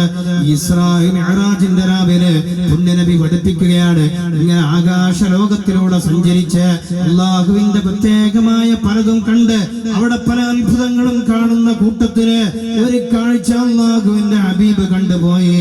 ഒരു വിഭാഗം ആളുകള് അവരിങ്ങനെ ഒരുമിച്ച് കൂടി നിൽക്കുന്നുണ്ട്. മിഅ്റാജിന്റെ രാവിലെ പുണ്യനബി കണ്ട കാഴ്ചയാണ്. ഒരു വിഭാഗം ആളുകൾ അവർ ഒരുമിച്ച് കൂടി നിൽക്കുന്നുണ്ട്. ലഹും അഗ്ഫാറും മിൻ നുഹാസ്. ചെമ്പിന്റെ നഖങ്ങളാണ് അവരെ കയ്യിലുള്ളത്. രണ്ട് കയ്യിലും അവർക്ക് നഖങ്ങളുണ്ട്. അത് നമ്മുടെ നഖങ്ങൾ പോലെയല്ല, ചെമ്പിന്റെ നഖങ്ങളാണ് അവരെ കയ്യിലുള്ളത്. ഈ ചെമ്പിന്റെ ചെമ്പിന്റെ നഖങ്ങളെ കൊണ്ട് അവരുടെ മുഖം ഇങ്ങനെ മാന്തി വികൃതമാക്കുന്നുണ്ട്, അവരുടെ മാറിടം ഇങ്ങനെ മാന്തി വികൃതമാക്കുന്നുണ്ട്. ശരീരത്തിലുള്ള അവരുടെ മുഖത്തുള്ള അവരുടെ മാംസം ഇങ്ങനെ മാന്തി എടുത്തുകൊണ്ട് ശരീരത്തിലെ മാറിടം അവരിങ്ങനെ മാന്തി പൊളിക്കുന്നുണ്ട്. ഈ വിഭാഗം ആളുകളെ പുണ്യനബി കണ്ടപ്പോ അല്ലാഹുവിന്റെ ഹബീബ് ചോദിക്കുന്നുണ്ട്, മൻ ഹൗലാഇ യാ ജിബ്രീൽ, ജിബ്രീലേ ഏതാണ് ഈ വിഭാഗം ആളുകള്? ഒരു വിഭാഗം ആളുകളിതാ അവരവരുടെ ശരീരത്തിലുള്ള രക്തവും ശരീരത്തിലുള്ള മാംസമതാ അവരിങ്ങനെ പറിച്ച് ചീന്തി എടുത്തുകൊണ്ടിരിക്കുകയാണ്. ഏതാണ് ഈ വിഭാഗം ആളുകളെന്ന് പുണ്യനബി സല്ലല്ലാഹു അലൈഹി വസല്ലമ തങ്ങള് അല്ലാഹുവിന്റെ പ്രവാചകര് മഹാനായ ജിബ്രീൽ അലൈഹി സ്വലാത്തു വസ്സലാമിനോട് ചോദിക്കുന്നുണ്ട്. മുഖം ഇങ്ങനെ മാന്തി പൊളിക്കുക, മുഖം മാന്തി പൊളിക്കുക, മാരടം മാന്തി പൊളിക്കുക, എന്നിട്ട് അവിടുത്തെ രക്തമൊക്കെ ഇങ്ങനെ ഒലിച്ചുകൊണ്ടിരിക്കുക. വീണ്ടും പുതിയ തൊലി വരുന്നു, മാംസം വരുന്നു, അത് വീണ്ടും മാന്തി പൊളിക്കുന്നു. അവരുടെ ജോലി തന്നെ. ചെമ്പിന്റെ നഖങ്ങളാണ് അവർക്കുള്ളത്. സമയത്ത് പുണ്യനബിയുടെ ചോദ്യത്തിന് മറുപടിയായിട്ട് മഹാനായ ജിബ്രീൽ അലൈഹി സ്വലാത്തു വസ്സലാം പറഞ്ഞു കൊടുത്തു, ഹൗലാഇൽ ലദീന യഅകുലൂന ലഹൂമൻ നാസ്, ഇവർ ജനങ്ങളുടെ പച്ചമാംസം കഴിച്ചിരുന്ന ആളുകളാണ്, ജനങ്ങളുടെ പച്ചമാംസം കഴിച്ചിരുന്നവരാണ്. ജനങ്ങളുടെ അഭിമാനത്തെ ക്ഷതം വരുത്തിയവരാണ്. പൊതുസമൂഹത്തിനിടയില്, സോഷ്യൽ മീഡിയയിലൂടെ പൊതുസമൂഹത്തിനിടയില് പൊതുജനങ്ങളുടെ അല്ലെങ്കിൽ സമുദായത്തിൽ സ്ഥാനീയരായി കാണുന്ന ആളുകള്, സമുദായം നിലയും വിലയും കൊടുക്കുന്ന ആളുകള്, അവരെ പൊതുസമൂഹത്തിന്റെ മുമ്പിൽ താറടിക്കാൻ വേണ്ടിയിട്ട് അവരുടെ അഭിമാനം നഷ്ടപ്പെടുത്താൻ വേണ്ടി പണിയെടുത്തവര്, അതിനുവേണ്ടി സംസാരിച്ചവര്, അതിനുവേണ്ടി നാവ് ഉപയോഗിച്ചവര്, അതിനുവേണ്ടി മീറ്റിംഗ് കൂടിയവര്, അതിനുവേണ്ടി എഴുത്തുകൾ നടത്തിയവര്, അതിനുവേണ്ടി പരസ്പരം ആളുകളെ കോപ്പുകൂട്ടി വിളിച്ചു കൂട്ടിയവര്, ഇവരാണ് ഈ പറഞ്ഞ പണിയെടുക്കുന്നതെന്ന് അല്ലാഹുവിന്റെ ഹബീബിനോട് മഹാനായ ജിബ്രീൽ അലൈഹി സ്വലാത്തു വസ്സലാം പറഞ്ഞു കൊടുക്കുകയാണ്. ചെറിയ പണിയാണോ? ചെറിയ പണിയാണോ? അദ്ദേഹം പറഞ്ഞത് നാവാണ് നമ്മുടെ ഏറ്റവും വലിയ അപകടകാരി. അതിനെ സൂക്ഷിച്ചില്ലെങ്കിൽ വലിയ വിനയാവും, വലിയ അപകടം ഉണ്ടാകും. പുണ്യനബി സല്ലല്ലാഹു അലൈഹി വസല്ലമ തങ്ങളുടെ കാലത്ത് രണ്ട് സ്ത്രീകൾ നോമ്പനുഷ്ഠിച്ചു. നോമ്പനുഷ്ഠിച്ച രണ്ട് സ്ത്രീകള് അവര് ഉച്ചയുടെ സമയമായപ്പോഴേക്ക് നോമ്പ് മുഴുവനാക്കാൻ അവരെ കൊണ്ട് കഴിയുന്നില്ല. ഉച്ചയുടെ സമയമായപ്പോഴേക്ക് നോമ്പ് മുഴുവനാക്കാൻ അവരെ കൊണ്ട് കഴിയുന്നില്ല. അവർ പ്രയാസപ്പെട്ടു, വല്ലാതെ പ്രയാസപ്പെട്ടു പോയി. ഇങ്ങനെ വല്ലാതെ പ്രയാസപ്പെട്ട സമയത്ത് ഒരു സ്വഹാബി വന്നുകൊണ്ട് പുണ്യനബിയോട് വന്ന് പറഞ്ഞു കൊടുക്കുകയാണ്, യാ റസൂലല്ലാഹ്, നബിയെ രണ്ട് സ്ത്രീകളുണ്ട്, അവർ നോമ്പനുഷ്ഠിച്ചിട്ടുണ്ട്, അവർ സുന്നത്ത് നോമ്പനുഷ്ഠിച്ചിട്ടുണ്ട്. ഈ രണ്ട് സ്ത്രീകൾ സുന്നത്ത് നോമ്പിലാണ്, പക്ഷേ അവരുടെ നോമ്പ് പൂർത്തിയാക്കാൻ അവരെ കൊണ്ട് കഴിയുന്നില്ല. അവർ കഷ്ടപ്പെട്ടിട്ടുണ്ട്. നോമ്പ് തുടങ്ങിയപ്പോ കുഴപ്പമില്ല, ഉച്ചയായപ്പോഴേക്ക് അവർ കഷ്ടപ്പെട്ടിട്ടുണ്ട്. നോമ്പ് പൂർത്തിയാക്കാൻ അവരെ കൊണ്ട് കഴിയുന്നില്ല. അവർക്ക് എന്ത് സൊല്യൂഷനാണ്, അവർക്ക് എന്ത് പരിഹാരമാണ് നമ്മൾ പറഞ്ഞു കൊടുക്കുക?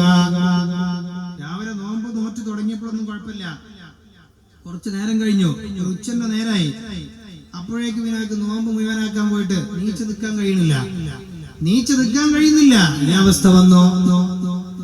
ഈ സമയത്ത് പുണ്യനബി സല്ലല്ലാഹു അലൈഹി വസല്ലമ തങ്ങള് ആ രണ്ട് സ്ത്രീകളെയും അടുത്തേക്ക് വിളിച്ചോ. എന്നിട്ടൊരു പാത്രം കൊണ്ടുവരാൻ വേണ്ടി പറഞ്ഞു. ഒരു പാത്രം കൊണ്ടുവന്നു. പുണ്യനബി ആ കൂട്ടത്തിലുള്ള ഒരു സ്ത്രീയെ അടുത്തേക്ക് വിളിച്ചിട്ട് പറഞ്ഞു, ഈ പാത്രം അങ്ങനെ കാണിച്ചു കൊടുത്തിട്ട് അതിലേക്ക് ഛർദിക്കാൻ പറഞ്ഞു. ആ പാത്രത്തിലേക്ക് ഛർദിക്കാൻ പറഞ്ഞു.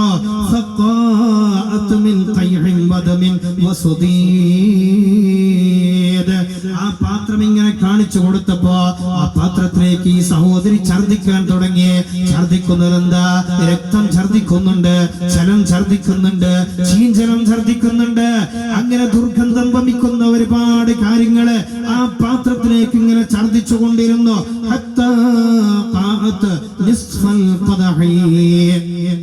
ആ പാത്രത്തിന്റെ പകുതിയാകുന്നത് വരെ, ആ പാത്രത്തിന്റെ പകുതി ഭാഗമാകുന്നത് വരെ ആ സഹോദരി ആ സ്ത്രീ അതിലേക്ക് ഛർദിച്ചു കൊണ്ടിരുന്നു. ഛർദിക്കുന്നത് എന്താ? രക്തമാണ്, ജലമാണ്, ചീഞ്ചലമാണ്, ദുർഗന്ധം വമിക്കുന്നതാണ്. ആ പാത്രത്തിന്റെ പകുതി ഭാഗം ഛർദിച്ചോ. ആ സഹോദരിയോട് മാറി നിൽക്കാൻ വേണ്ടി പറഞ്ഞു. രണ്ടാമത്തെ പെണ്ണിനടുത്തേക്ക് വിളിച്ചോ, പാത്രം കാണിച്ചു കൊടുത്തോ, അതിലേക്ക് ഛർദിക്കാൻ പറഞ്ഞു. ആ സമയത്ത് ആ സഹോദരിയും ഛർദിക്കാൻ തുടങ്ങി.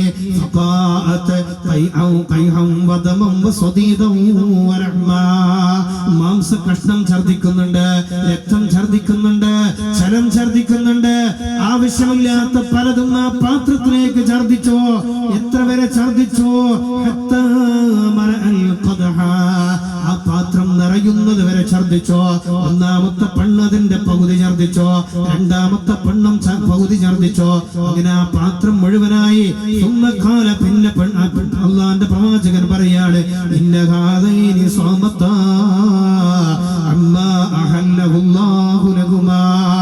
ഈ രണ്ട് സഹോദരിമാർ നോമ്പ് നോൽക്കാൻ തുടങ്ങുന്ന സമയത്ത്, പ്രഭാത സമയത്ത് അല്ലാഹു ഹലാലാക്കിയ ഭക്ഷണം കൊണ്ട് അത്താഴം കഴിച്ചിട്ടാണ് ഇവര് നോമ്പ് തുടങ്ങിയിട്ടുള്ളത്.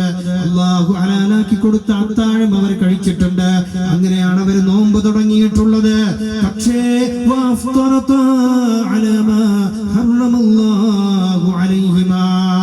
ഈ രണ്ട് സഹോദരിമാർ നോമ്പ് കുറിച്ചത് അല്ലാഹു ഹറാമാക്കിയ ഭക്ഷണം കൊണ്ടാണ്.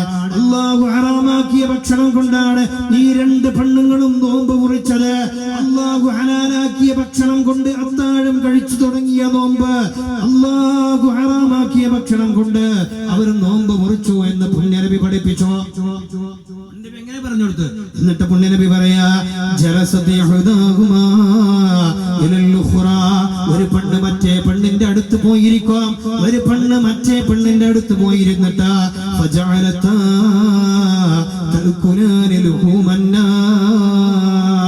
രണ്ടാളും ഒരുമിച്ച് കൂടിയിട്ട് ഒരു പെണ്ണ് മറ്റേ പെണ്ണിന്റെ വീട്ടിൽ ചെന്നിരിക്കുന്നു. എന്നിട്ട് രണ്ടുപേരും ഒരുമിച്ചിരുന്നിട്ട് അവരുടെ അയൽവാസികളെ കുറിച്ച്, അവരുടെ നാട്ടുകാരെ കുറിച്ച്, അവരുടെ വീട്ടുകാരെ കുറിച്ച്, അവരുമായി ബന്ധപ്പെടുന്ന ആരൊക്കെയുണ്ടോ അവരുടെയൊക്കെ പോരായ്മകൾ പറഞ്ഞുകൊണ്ട് അവരുടെ മാംസം കഴിച്ചുകൊണ്ടിരുന്ന പെണ്ണുങ്ങളാണ്.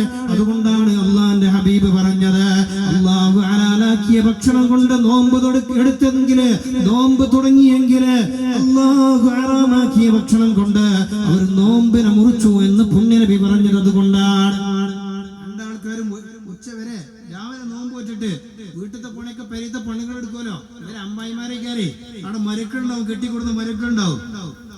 പെരീത്തെ പണി അടിച്ചുവരലും തുടക്കലും ഭക്ഷണം ഉണ്ടാക്കലും കുട്ടികളെ കുളിപ്പിച്ചലും എല്ലാ പണിയും അത് മരക്കളെടുക്കും. ഇവരെ പണി എന്താ?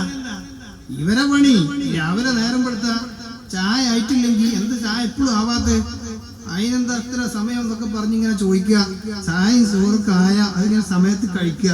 അത് കഴിഞ്ഞാൽ പിന്നെ കജ്ജിലൊരു മാലയുണ്ടാകും. അയലോക്കത്തെ പെരി പോയിട്ട് അപ്പുറത്തെ അമ്മായിമ ഉണ്ടാവും, ഇവിടുത്തെ അമ്മായിമ ഉണ്ടാവും. രണ്ടാളും പാടെ ഒരുമിച്ച് കൂടിയ സുബ്ഹാനല്ലാഹ് ഇത്തിഖാഉസാക്കിനീനോ, രണ്ടാളും പാടെ ഒരുമിച്ച് കൂടിയ ഇങ്ങനെ പറയാ, നാട്ടിൽ ആരൊക്കെ ആ റോഡിന്റെ മുമ്പ് കൂടെ ഒരാൾ പോയാ, ആ അറിയില്ലേ അത് മറ്റോന്റെ മോനാണേ, മോനപ്പ എന്താന്നറിയില്ലേ, തുള്ളിപ്പൊറുക്കി ഇങ്ങനെ പറയാൻ തുടങ്ങും. അതാണ് പുണ്യനബി പറഞ്ഞത്, അല്ലാഹു ഹലാലാക്കിയ ഭക്ഷണം കൊണ്ട് അവർ നോമ്പെടുത്തെങ്കില് അല്ലാഹ് നിഷേധിച്ച, അല്ലാഹ് ഹറാമാക്കിയ ഭക്ഷണം കൊണ്ട് അവർ നോമ്പ് മുറിച്ചെന്ന് പുണ്യനബി മുഹമ്മദ് മുസ്തഫ സല്ലല്ലാഹു അലൈഹി വസല്ലം. അത് തന്നെയാണ് ഖുർആൻ പറഞ്ഞത്, അതുഹിബ്ബു അൻ തഅകുല ലഹ്മ അഖീഹി മൈതാ. നിങ്ങളുടെ പ്രിയപ്പെട്ട സഹോദരൻ മരിച്ചു കിടക്കുമ്പോ അദ്ദേഹത്തിന്റെ ശരീരത്തിൽ നിന്ന് പച്ചമാംസം വെട്ടിയെടുത്തുകൊണ്ട് അത് നിങ്ങൾ കഴിക്കാൻ ഇഷ്ടപ്പെടുമോ? ഇല്ല എങ്കില് അതിന് സമാനമാണ് നിങ്ങളെ പ്രിയപ്പെട്ടവരെ നിങ്ങൾ കുറ്റം പറയുന്നുവെങ്കില് അവന്റെ ശരീരത്തിലെ പച്ചമാംസമാണ് നിങ്ങൾ കഴിക്കുന്നതെന്ന് പരിശുദ്ധ ഖുർആനും അള്ളാഹുവിന്റെ തിരു ഹബീബും നമുക്ക് പഠിപ്പിച്ചു തരുന്നത്. അതാണ് ചെറിയ കാര്യമല്ല. നമ്മൾ പലതും ചെയ്തു വെക്കും, ഒക്കെ നഷ്ടപ്പെടുത്തും. നമ്മൾ ചെയ്തു വെക്കും, ഒക്കെ നഷ്ടപ്പെടുത്തും. വലിയ കാര്യമാണ്. ഇതിത്ര വലിയ സുഖല്ല ഏർപ്പാടൊന്നല്ല. ദുന്യാവിലും ആഖിറത്തിലും ഉപകാരമില്ലാത്ത കാര്യമാണ്. നാവിനെ സൂക്ഷിക്കണം. പുണ്യനബി സല്ലല്ലാഹു അലൈഹി വസല്ലമ തങ്ങളുടെ അടുക്കല് സ്വഹാബത്ത് ഇങ്ങനെ ഇരിക്കുന്ന ഒരു ദിവസം, ഞാൻ പെട്ടെന്ന് അവസാനിപ്പിക്കാൻ അതിനാണ്.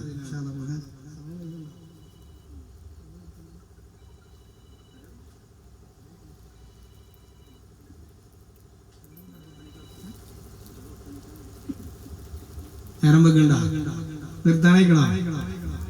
സ്റ്റേജ് എന്ന് പറഞ്ഞത് സദസ്യരുടെ അഭിപ്രായം പരിഗണിക്കാനാണ്. നിർത്താനയക്കണ, ഇപ്പൊ നിർത്താനയക്കണ. പെണ്ണുങ്ങൾ പറയണ്ട, ആണുങ്ങൾ പറഞ്ഞാൽ മതി. ആണുങ്ങൾക്ക് കയറി അർജന്റ്, പെണ്ണുങ്ങൾ നേരം വിളിക്കണം പറഞ്ഞാലും ഇരിക്കും. നിർത്താനയക്കല്ലേ? ഇപ്പൊ നിർത്തും. കുറച്ച് കാര്യങ്ങൾ എപ്പോഴെങ്കിലൊക്കെ നിങ്ങളെ കിട്ടുള്ളൂ. കിട്ടുമ്പോ 4 വാക്യം നമുക്ക് പറയാനുള്ളൂ. അള്ളാഹു നല്ലത് കേൾക്കാൻ ജീവിതത്തിൽ പകർത്താൻ നമുക്കത് തൗഫീഖ് നൽകട്ടെ.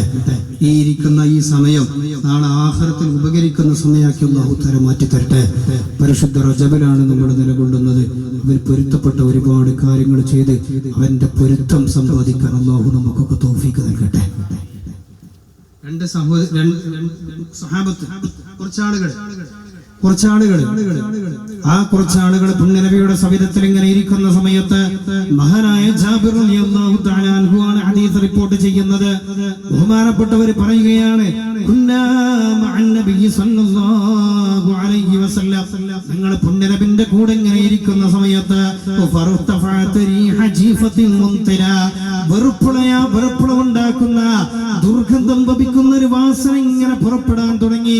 പെട്ടെന്ന് ദുർഗന്ധം വമിക്കുന്ന ഒരു വാസന ഇങ്ങനെ ഒരു കാറ്റ് വഴിക്ക് ഇങ്ങനെ അടിച്ചു വീശാൻ തുടങ്ങിയപ്പോ പുണ്യനബി ചോദിക്കുകയാണ്, അത്തദറൂന മാ ഗാദിഹി റീഹ യാ സ്വഹാബാ, സ്വഹാബ നിങ്ങൾക്കറിയുമോ എന്താണ് ഈ ദുർഗന്ധം വമിക്കുന്ന കാറ്റ് അടിച്ചു വീശുന്നതെന്ന് നിങ്ങൾക്ക് മനസ്സിലായിട്ടുണ്ടോ സ്വഹാബ?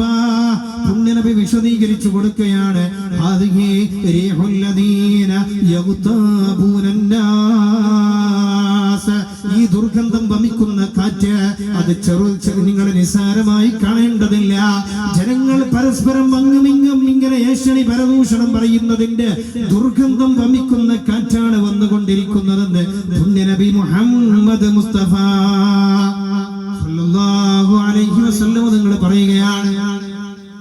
നോക്കണങ്ങള് അങ്ങോട്ടും ഇങ്ങോട്ടും ഏഷണി പരദൂഷണം പറയണതിന്റെ ദുർഗന്ധാണ് ഈ വന്നുകൊണ്ടിരിക്കുന്നത്. ഒരു യാത്ര ഇങ്ങനെ പോയിക്കൊണ്ടിരിക്കുക, പുണ്യനബി യാത്ര ഇങ്ങനെ പോയിക്കൊണ്ടിരിക്കുക. കുറഞ്ഞ സമയം കൊണ്ട് കുറെ പറയണം തരുന്നിട്ടാണ് ഞാൻ ഒന്നും വിശദീകരിക്കാതെ ഇങ്ങനെ തോണ്ടിപ്പോണത്. പുണ്യനബി യാത്ര ഇങ്ങനെ പോയിക്കൊണ്ടിരിക്കുക. ഇങ്ങനെ പോകുന്ന സമയത്ത് സമാനമായൊരു ദുർഗന്ധം വമിക്കുന്നുണ്ട്. ദുർഗന്ധം വമിക്കുന്ന സമയത്ത് പുണ്യനബി അവിടുന്ന് പറയുകയാണ്, ഇന്ന നഫറം മിനൽ മുനാഫിഖീന, മുനാഫിഖീങ്ങളിൽപ്പെട്ട ഒരു കൂട്ടം ആളുകള്, മുനാഫിഖീങ്ങളിൽപ്പെട്ട ഒരു കൂട്ടം ആളുകള് യുഗ്താബൂനാസം മിനൽ മുസ്ലിമീൻ, മുസ്ലിങ്ങളിൽപ്പെട്ട ഒരു കൂട്ടം ആളുകൾ അവരിങ്ങനെ മറ്റേ മോശമായി ചിത്രീകരിക്കുന്നുണ്ട്, മോശമായി അവരിങ്ങനെ ഗീബത്ത് പറഞ്ഞുകൊണ്ടിരിക്കുന്നുണ്ട്. ഫദാലിക ബഅസല്ലാഹു ഇലൈഹി ഹാദിഹി റീഹ, അതാണ് നിങ്ങൾ അനുഭവിച്ചു കൊണ്ടിരിക്കുന്ന ഈ ദുർഗന്ധമെന്ന് പുണ്യനബി സല്ലല്ലാഹു അലൈഹി വസല്ലം പഠിപ്പിക്കുകയാണ്. നമ്മളൊരാളെ മോശമായിട്ട് ചിത്രീകരിച്ച അല്ലെങ്കിൽ നമ്മളൊരാളെ ഗീബത്തോ നമീമത്തോ പറഞ്ഞ അത് ദുർഗന്ധാണ്. അതിന്റെ ദുർഗന്ധം നമ്മുടെ നെഫ്സിലുണ്ടാവും, എന്തിനാ വെറുതെ നമ്മളെ ശരീരം കേടുവരുത്തുന്നത്? മറ്റുള്ളവരെന്തോ പറഞ്ഞോട്ടെ, ഇനി നമ്മളെല്ലാത്തിനും മറുപടി പറയാനുള്ള മറുപടിക്കേ സമയം ഉണ്ടാവുള്ളൂ. നമുക്കൊന്നും ചെയ്യാൻ സമയം ഉണ്ടാവില്ല. മറ്റുള്ളവർക്ക് മറുപടി കൊടുക്കാൻ മാത്രമേ നമുക്ക് സമയം ഉണ്ടാവുള്ളൂ. അവരെന്തോ പറഞ്ഞോട്ടെ, നമുക്ക് വഴിയുണ്ട്. നമ്മുടെ പൂർവികർ കാണിച്ചു തന്ന, നമുക്ക് മഹാന്മാരിലൂടെ കൈമാറിപ്പോന്ന പരിശുദ്ധ അഹ്ലുസുന്നത്തി വൽ ജമാഅത്തിന്റെ അഖീദ, ആശയാദർശം അവിടെ ഉറച്ചു നിന്നുകൊണ്ട്, പൂർവികർ കാണിച്ചു തന്ന വഴിയിൽ ഉറച്ചു നിന്നുകൊണ്ട് മരണം വരെ ദീനിന് ഖിദ്മത്ത് ചെയ്യാം. ബാക്കിയുള്ളത് എന്തോ ആവട്ടെ, ബാക്കിയുള്ളതൊക്കെ ഒരു പരിധി വരെ പറയുള്ളൂ. ഇത് ആഖിറത്തിലേക്കുള്ളതാ, ആഖിറത്തിലേക്കുള്ളതാ. ഇതിന്റെ പിന്നിൽ നമ്മൾ ഉറച്ചു നിൽക്കണം, ഇതിന്റെ പിന്നിൽ നമ്മൾ ഉറച്ചു നിൽക്കണം. ആക്ഷേപിക്കാൻ ആർക്കും കഴിയും. നമ്മളിങ്ങനെ മൂല്യന്മാരായിട്ട് നടക്കുമ്പോ അതൊരു മൂല്യരല്ലേ, ലോകം തിരിയാത്തോനല്ലേ എന്ന് പറയുന്നവർക്ക് പറയട്ടെ, നമ്മളതിന് മറുപടി പറയാൻ പോയിട്ട് കാര്യമില്ല. ഇതൊക്കെ ആഖിറത്തിൽ നമുക്ക് തിരിച്ചു കിട്ടാനുള്ളതാ. ഇതൊക്കെ ആഖിറത്തിൽ നമുക്ക് തിരിച്ചു കിട്ടോ. നബി പഠിപ്പിച്ചിട്ടുണ്ട്, ഒരാൾ ഒരു മുസ്ലിമിനെ ആക്ഷേപിച്ചുകൊണ്ട് നിസാരമാക്കി കണ്ടാൽ, ഒരു സ്ഥലത്ത് വെച്ച് നിസാരമാക്കിയ അദ്ദേഹത്തിന്റെ അഭിമാനത്തിന് ക്ഷതം വരുന്ന വല്ലതും പറഞ്ഞാൽ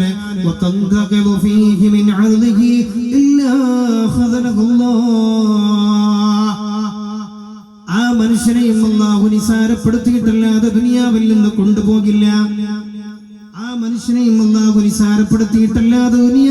കൊണ്ടുപോകില്ല. അതുകൊണ്ട് നാവിനെ സൂക്ഷിക്കണം. മറ്റുള്ളവർക്ക് പ്രയാസമുണ്ടാക്കരുത്, അന്യർക്ക് പ്രയാസമുണ്ടാവരുത്. എന്റെ നാവ് കൊണ്ട് മറ്റുള്ളവർക്ക് പ്രയാസമുണ്ടാവില്ല എന്ന് തീർച്ചപ്പെടുത്തുന്ന ഒരു തീരുമാനത്തിലെത്തേണ്ടത് നമ്മളാണ്. പുണ്യനബി പറഞ്ഞു, യഥാർത്ഥ മുസ്ലിമിന്റെ സ്വഭാവം അൽ മുസ്ലിമോ മൻ സലിമൽ മുസ്ലിമൂന മിൻ യദിഹി വലിസാനിഹി. യഥാർത്ഥ മുസ്ലിമ് പേരുകൊണ്ട് മുസ്ലിമായത് കൊണ്ട് കാര്യമില്ല, മുസ്ലിമായ വാപ്പാക്കും ഉമ്മാക്കും ജനിച്ചത് കൊണ്ട് കാര്യമില്ല. പുണ്യനബി പഠിപ്പിച്ചു തരുന്നൊരു നിർവചനമുണ്ട്, യഥാർത്ഥ മുസ്ലിമ് അൽ മുസ്ലിമോ മൻ സലിമൽ മുസ്ലിമൂന മിൻ യദിഹി വലിസാനിഹി. ഒരു മുസ്ലിമായ മനുഷ്യന്റെ നാവിന്റെ ദ്രോഹത്തിൽ നിന്ന്, ഒരു മുസ്ലിമായ മനുഷ്യന്റെ നാവിന്റെ ദ്രോഹത്തിൽ നിന്ന്, അദ്ദേഹത്തിന്റെ കയ്യിന്റെ ദ്രോഹത്തിൽ നിന്ന്, അദ്ദേഹത്തിന്റെ ശരീരത്തിന്റെ മുഴുവൻ അവയവങ്ങളുടെയും ദ്രോഹത്തിൽ നിന്ന് തന്റെ പ്രിയപ്പെട്ട സഹോദരനായ മുസ്ലിം രക്ഷപ്പെട്ടില്ല എങ്കിൽ അവനെ കുറിച്ച് മുസ്ലിം എന്ന് പറയില്ല. യഥാർത്ഥ മുസ്ലിം തന്റെ സഹോദരനിക്ക്, തന്റെ കൂടപ്പിറപ്പിന്, തന്റെ കൂടെ കഴിയുന്ന സഹജീവിക്ക് അവന്റെ നാവ് കൊണ്ടൊരു പ്രയാസമുണ്ടാവാതെ, അവന്റെ ശരീരത്തിന്റെ അവയവങ്ങളെ കൊണ്ടൊരു പ്രയാസമുണ്ടാവാതെ ജീവിതം ചിട്ടപ്പെടുത്തിയെടുക്കുന്ന മനുഷ്യനെ കുറിച്ച് മാത്രമേ യഥാർത്ഥ മുസ്ലിം എന്ന് പറയൂ എന്ന് നബി മുഹമ്മദ് മുസ്തഫ സല്ലല്ലാഹു അലൈഹി വസല്ലം തങ്ങൾ പഠിപ്പിക്കുകയാണ്. വലിയ കാര്യം അത്. യഥാർത്ഥ മുസ്ലിമേ ആരാ യഥാർത്ഥ മുസ്ലിം? ആ യഥാർത്ഥ മുസ്ലിം നമ്മൾ ആലോചിക്കുക. നമ്മളൊക്കെ പറഞ്ഞ കാറ്റഗറി പെട്ടിട്ടുണ്ടോ? എന്റെ അയൽവാസി എന്നെ കൊണ്ട് രക്ഷപ്പെടുന്നുണ്ടോ? എന്റെ കുടുംബക്കാർ എന്നെ കൊണ്ട് രക്ഷപ്പെടുന്നുണ്ടോ? എന്റെ നാട്ടുകാർ എന്റെ ദ്രോഹത്തിൽ നിന്ന് രക്ഷപ്പെടുന്നുണ്ടോ? ഇത് ഇവിടെ മാത്രല്ല, ആഖിറത്തിൽ വരുമ്പോഴും നമ്മൾ കുടുങ്ങും. അവസാനിപ്പിക്കുകയാണ്. പുണ്യനബി പഠിപ്പിക്കുകയാണ്, ഇവിടെ നിങ്ങൾ എങ്ങനെ ജീവിച്ചാലും, നിങ്ങൾ ഇവിടെ ആരെ താറടിച്ച് കാണിച്ചാലും, പൊതുസമൂഹത്തിന്റെ മുമ്പില്, സോഷ്യൽ മീഡിയക്ക് മുമ്പില്, അതുപോലെ തന്നെ ഏത് മേഖലയിൽ നിങ്ങൾ ആളുകളെ താറടിച്ച് തരം താഴ്ത്തി കാണിച്ചാലും പുണ്യനബി പഠിപ്പിക്കുന്നു,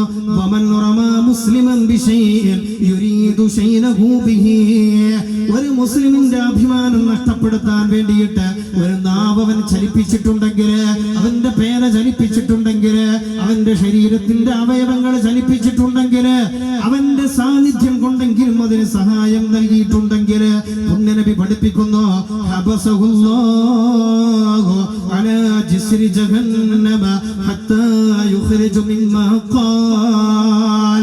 സ്വർഗ്ഗത്തിലേക്ക് കടക്കാൻ വേണ്ടി അവൻ ടിക്കറ്റ് എടുത്ത്, സ്വർഗ്ഗത്തിന്റെ ടിക്കറ്റ് എടുത്തുകൊണ്ട് സ്വർഗ്ഗത്തിലേക്ക് കടക്കാൻ വേണ്ടി അവൻ സന്തോഷത്തോടെ കടന്നു വരുന്ന സമയത്ത് നരകത്തിന്റെ മീതെ നാട്ടി ഒരു പാലമുണ്ട്. ആ പാലത്തിന്റെ ചാരയെത്തുന്ന സമയത്ത് ഇവൻ ആരെയാണോ മോശമായി ചിത്രീകരിച്ചത്, ആരെയാണോ പൊതുസമൂഹത്തിനിടയിൽ മോശമായി അവതരിപ്പിച്ചതെങ്കിൽ അവരൊക്കെ കടന്നു വന്നുകൊണ്ട് ഇവരോട് പ്രതികാരം ചോദിക്കുന്നുണ്ട്, പകരം വേണം. അങ്ങനെ അവർക്കുള്ള പകരം കൊടുത്തതിന് ശേഷം വല്ലതും ബാക്കിയുണ്ടെങ്കിൽ മാത്രമേ അവനക്ക് സ്വർഗം കടക്കാൻ കഴിയുമെന്ന് പുണ്യനബി മുഹമ്മദ് മുസ്തഫ സല്ലല്ലാഹു അലൈഹി വസല്ലം. ഒക്കെ റെഡിയാ, എല്ലാ രേഖ റെഡിയായിട്ട് സ്വർഗത്തേക്ക് പോകാൻ വേണ്ടിയിട്ട് നരകത്തിന്റെ മീതെ നാട്ടിയിട്ടുള്ള ആ പാലത്തിന്റെ അടുത്ത് ഇങ്ങനെ എത്തിയിട്ടുണ്ട്.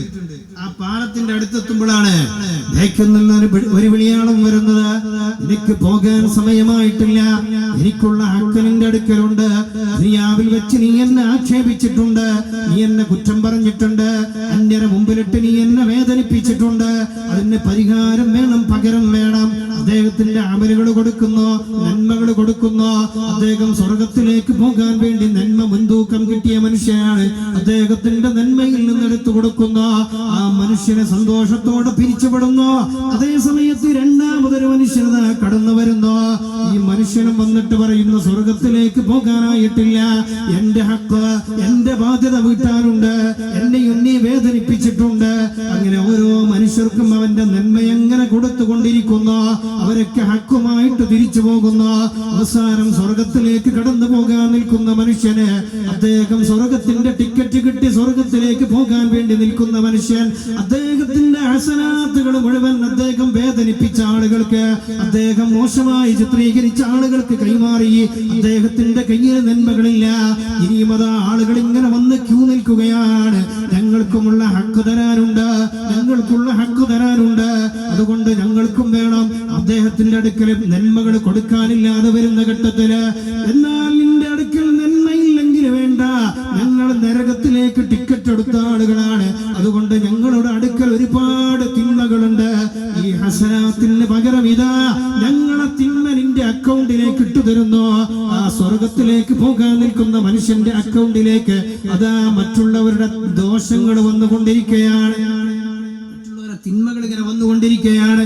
അങ്ങനെ സ്വർഗത്തിലേക്ക് പോകാനുള്ള മനുഷ്യന് അദ്ദേഹം അതാ നരകത്തിന്റെ അവകാശിയായി മാറുന്നു. ഇവരെ കുറിച്ചാണ് പുണ്യനബി പറഞ്ഞത്, ആഖിറത്തിലെ പാപ്പരത്വം പിടിച്ചവനാരെന്ന് നിങ്ങൾക്കറിയോ?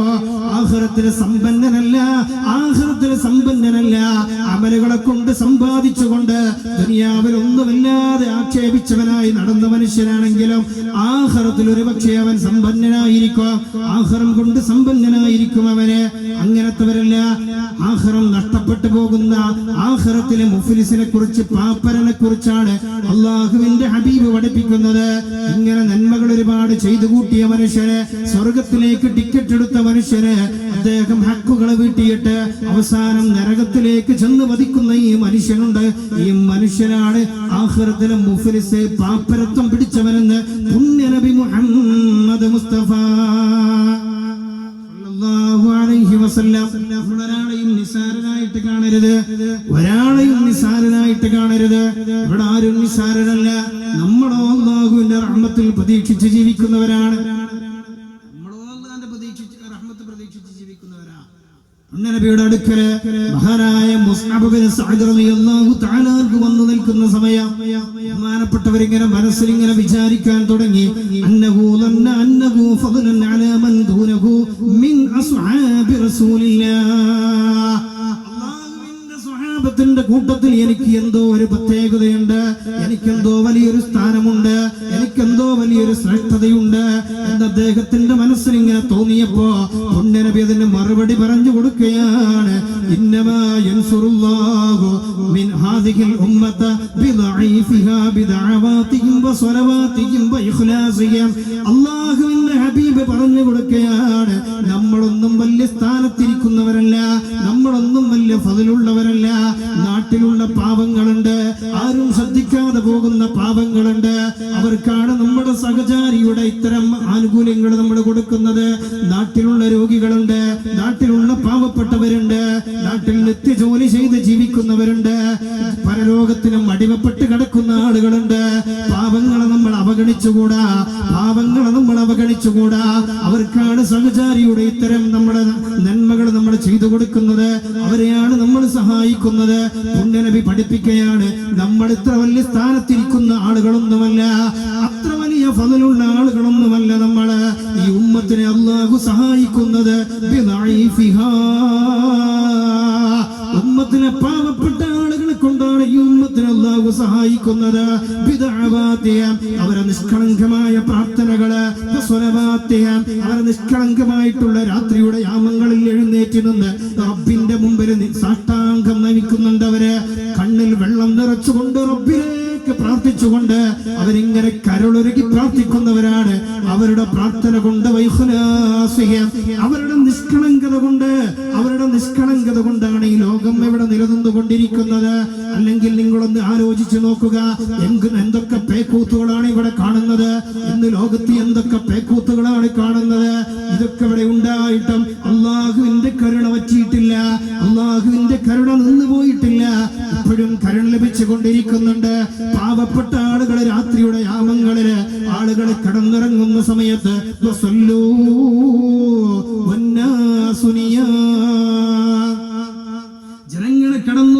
സമയത്ത് എഴുന്നേറ്റ് നിങ്ങൾ നിസ്കരിക്കണേ. വതദ്ഖുലുൽ ജന്നത ബിസ്സലാം. ഈ പറഞ്ഞ സമയത്ത് രാത്രിയുടെ യാമങ്ങളിൽ ആളുകൾ കൂർക്കം വലിച്ചുറങ്ങുമ്പോ പാവങ്ങളായ ആളുകൾ എഴുന്നേറ്റ് നിന്നുകൊണ്ട് അല്ലാഹ് പൊറുക്കണേ അല്ലാഹ്, ഹൃദയത്തിന്റെ കണ്ണ് തുറന്നു വെച്ച് വീടിന്റെ കഥകടച്ച് വീടിന്റെ വാതിലടച്ച് ലൈറ്റ് ഓഫ് ചെയ്തുകൊണ്ട് അവരുടെ വീടിന്റെ ഉള്ളറയിൽ ഇരുന്നു കൊണ്ട് ഹൃദയത്തിന്റെ കണ്ണ് തുറന്നു വെച്ച് ഇരു കരവും റബ്ബിന്റെ ദർബാറിലേക്ക് ഉയർത്തിപ്പിടിച്ചുകൊണ്ട് കനിവ് നൽകണേ അല്ലാഹ്, റഹ്മത്ത് തരണേ അല്ലാഹ്, ദോഷങ്ങളെ പൊറുക്കണേ അല്ലാഹ്. ഇങ്ങനെ പ്രാർത്ഥിക്കുന്ന ഒരു വിഭാഗം ആളുകൾ അവിടെ ഉണ്ടായത് കൊണ്ടാണ് ഈ ലോകം ഇത് നശിച്ചു പോകാത്തതെന്ന് ഹബീബ് മുഹമ്മദ് മുസ്തഫ സല്ലല്ലാഹു അലൈഹി വസല്ലം. പാവങ്ങളെ നമ്മൾ പരിഗണിക്കണം, അവരെ നമ്മൾ അവഗണിച്ച് തള്ളരുത്. ഒന്നുമില്ലാത്തവരെന്ന് പറഞ്ഞവരെ തള്ളരുത്. അവരെ കൊണ്ട് നമുക്ക് പലതും കിട്ടുന്നുണ്ട്, അവരെ കൊണ്ട് നമുക്ക് പലതും കിട്ടുന്നുണ്ട്. ഒരു സ്വഹാബിയത പുണ്യനബിന്റെ അടുക്കൽ വന്നുകൊണ്ട് പറയുന്നുണ്ട്, നബിയെ, ഞാൻ നിത്യവും ജോലിക്ക് പോകുന്ന മനുഷ്യനാണ്. എന്നും നേരം വെളുത്താൽ ഞാനിതാ ജോലിക്ക് പുറപ്പെടുന്നു. കഷ്ടപ്പെട്ടുകൊണ്ട് ജോലി എടുത്തുകൊണ്ട് വീട്ടിലേക്ക് സമ്പാദിച്ചു കൊണ്ടുവരുന്നു. എന്റെ കുടുംബത്തെ ഞാൻ പോറ്റുന്നുണ്ട്. അതേ സമയത്ത് എന്റെ ഒരു സഹോദരന്, ആ സഹോദരൻ എന്റെ വീട്ടിൽ തന്നെയാണ്. അദ്ദേഹം ജോലിക്ക് പോകുന്നില്ല, അദ്ദേഹം ഒരു പണിക്കും പോകുന്നില്ല, വീട്ടിൽ തന്നെയാണ്. അദ്ദേഹം ദിക്ർ ചൊല്ലിക്കൊണ്ട് ദുആ ചൊല്ലിക്കൊണ്ട് ഇതുപോലത്തെ ഇബാദത്ത് ചെയ്ത് വീട്ടിലിരിക്കുകയാണ്. ഞാനാണ് കഷ്ടപ്പെട്ട് കൊണ്ടുവരുന്നത്. അതുകൊണ്ട് എന്റെ സഹോദരനോട് ജോലിക്ക് പോകാൻ നിങ്ങളൊന്ന് പറയണേ. നിങ്ങൾ നിങ്ങളുടെ വീട്ടിലേക്ക് അധ്വാനിച്ചു കൊണ്ടുവരുന്ന നാണയം നിങ്ങൾക്ക് മതിയാകുന്നുണ്ടോ? വീട്ടിലേക്ക് നിങ്ങൾ സമ്പാദിച്ചു കൊണ്ടുവരുന്ന പണം അത് നിങ്ങൾക്ക് മതിയാകുന്നുണ്ടോ? വീട്ടിൽ പ്രാരാബ്ധങ്ങളുണ്ടോ? ആ സമയത്ത് സ്വഹാബി പറയുന്നു, ഇല്ല നബിയെ, ഞാൻ കൊണ്ടുവരുന്ന സമ്പത്തിന്റെ വീട്ടിലെ ചെലവിന് മതിയാകുന്നുണ്ട്.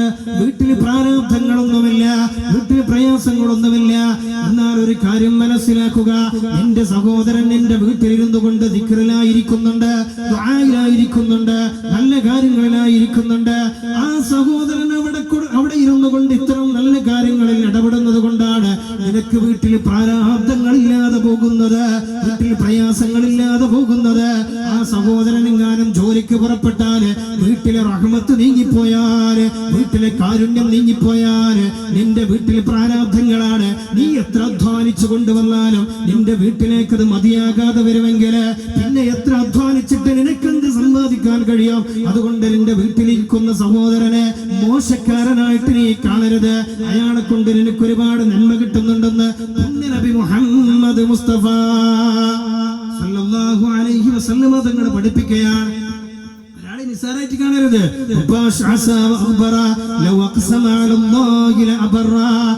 എത്രയോ മുടി ചടക്കുത്തിയപ്പോ ആളുകള് നമുക്കിടയിലൂടെ മുടി ചടക്കുത്തി നടക്കുന്ന, നമുക്കിടയിൽ ഒരു നിലയും വിലയുമില്ലാതെ നമ്മൾ കാണുന്ന ആളുകള് അവര് ഒഴിവുള്ള സമയത്ത് ഒഴിഞ്ഞിരുന്നു കൊണ്ട് അല്ലാഹുവിലേക്ക് ഹൃദയം കൊണ്ട് സാമീപ്യം കരസ്ഥമാക്കിയവരെ, റബ്ബിലേക്ക് ഹൃദയം കണക്ട് ചെയ്തിരിക്കുന്ന ആളുകള്, അവരെ പ്രത്യക്ഷത്തിൽ നമ്മൾ നോക്കിയാല് അവരുടെ മുടികൾ ഒരുപക്ഷെ ചടക്കുത്തിയിട്ടുണ്ടാകാം, അവരുടെ ശരീരത്തിലാകമാനം ചളി പുരണ്ടിട്ടുണ്ടാകാം, പൊടി പിടിച്ചിട്ടുണ്ടാകാം.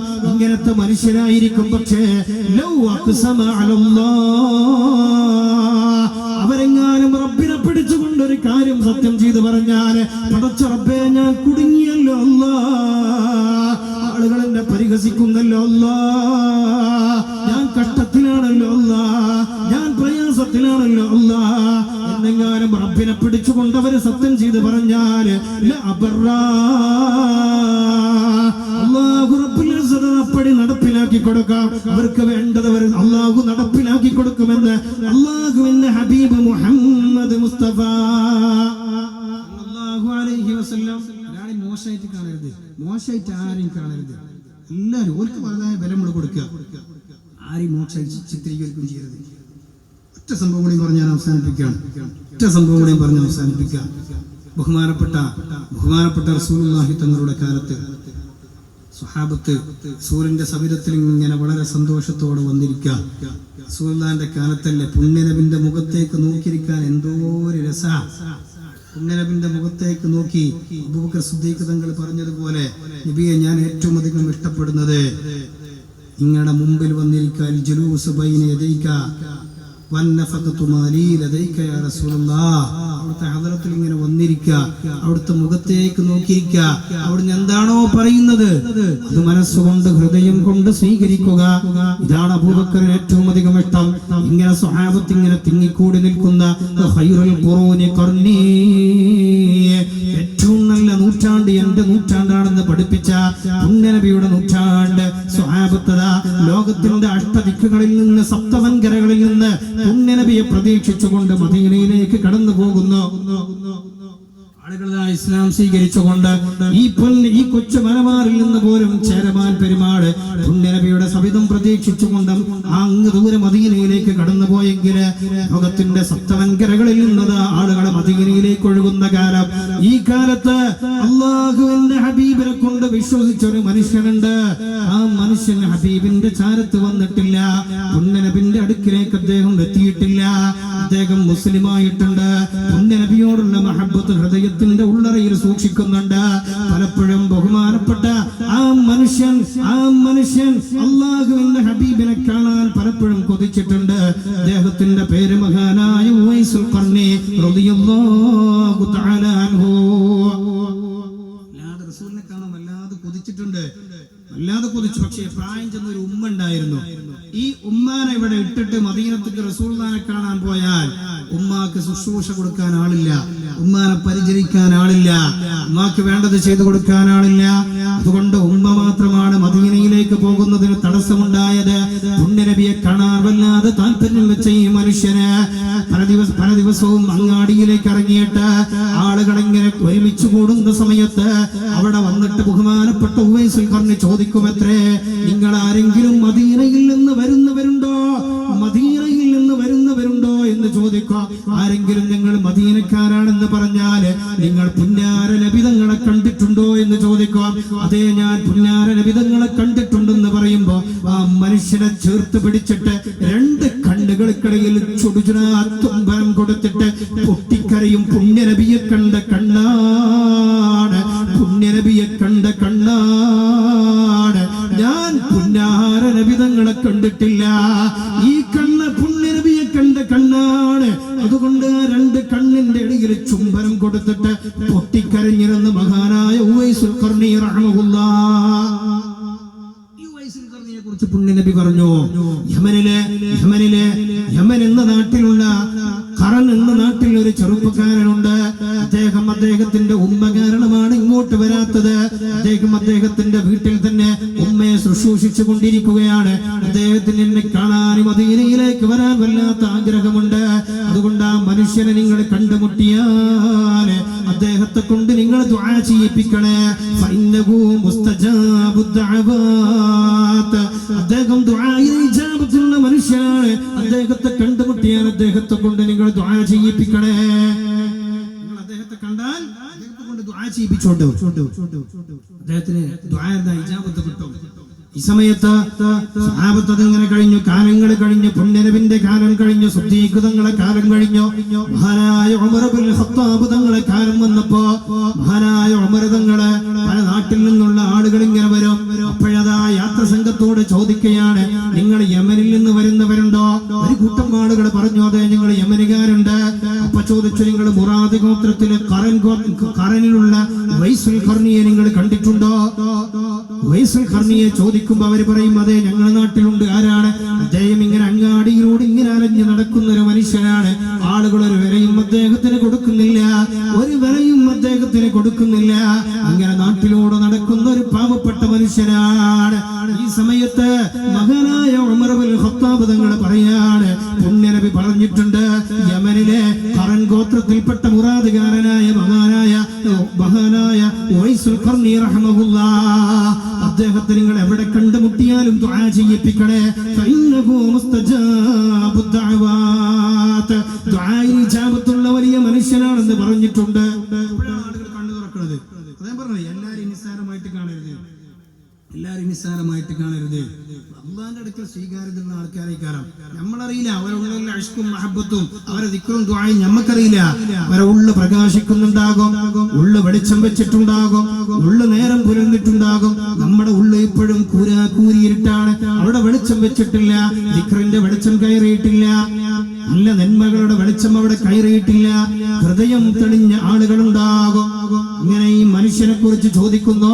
അതിനുശേഷം ഒരു സ്വഹാബിയത അദ്ദേഹത്തെ കാണാൻ വേണ്ടി പോകുന്നുണ്ട്. കാണാൻ വേണ്ടി പോകുന്ന സമയത്ത് അദ്ദേഹത്തെ കണ്ടുമുട്ടുന്ന രംഗം അതിഗൗരവം അത്ഭുതപ്പെടുത്തുന്നതാണ്. അതാ എച്ചിലുള്ള ആളുകൾ കൊടുന്ന് ഒഴിവാക്കുന്ന കീറിയ വസ്ത്രങ്ങളൊക്കെ തുന്നിപ്പിടിപ്പിച്ചുകൊണ്ട് ടൈഗ്രീസിന്റെ തീരത്ത് പോയിട്ട് അദ്ദേഹം ഇങ്ങനെ അലക്കിക്കൊണ്ടിരിക്കുന്ന കാഴ്ചയാണ് കാണുന്നത്. അതിനുശേഷം പിന്നീട് ഉമർതങ്ങളും കണ്ടുമുട്ടുന്നുണ്ട്. ആനായ ഉമർതങ്ങൾ കാലങ്ങൾക്ക് ശേഷം ഉമർതങ്ങൾ കണ്ടുമുട്ടുന്നുണ്ട്. ഞാൻ അവസാനിപ്പിക്കുകയാണ്. ഉമർതങ്ങൾ കണ്ടുമുട്ടുന്ന സമയത്ത് ബഹുമാനപ്പെട്ടവരെ ചോദിക്കുകയാണ്, നിങ്ങൾ ഉവൈസുൽ ഖർണിയാണോ? അതെ, ഞാനാണ് ഉവൈസുൽ ഖർണി. നിങ്ങൾ മുറാദ് ഗോത്രത്തിലുള്ളവരാണോ?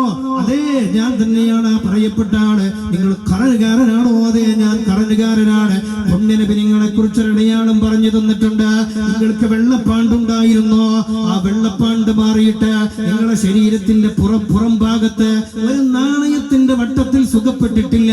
നിങ്ങളുടെ അടയാളം പുണ്യനബി ഞങ്ങൾക്ക് പറഞ്ഞു തന്നതാണ്. നിങ്ങളുടെ പുറത്ത്, നിങ്ങളുടെ ശരീരത്തിന്റെ പുറം ഭാഗത്ത് നിങ്ങൾക്ക് അതുപോലെ ഒരു ദീർഘമിന്റെ വട്ടത്ത് മാറാത്ത സുഖപ്പെടാത്ത വെള്ളപ്പാണ്ടുണ്ടോ? കാണിച്ചു കൊടുത്തു. ഉണ്ട് എന്ന് പറഞ്ഞു കൊടുത്തു. എനിക്കിങ്ങനെ അസുഖം ഉണ്ടായിരുന്നു. ദുആ ചെയ്തത് മാറി. എന്റെ പുറത്തൊരു ദീർഘം എന്റെ വട്ടത്തിൽ ഇങ്ങനെയുണ്ട്.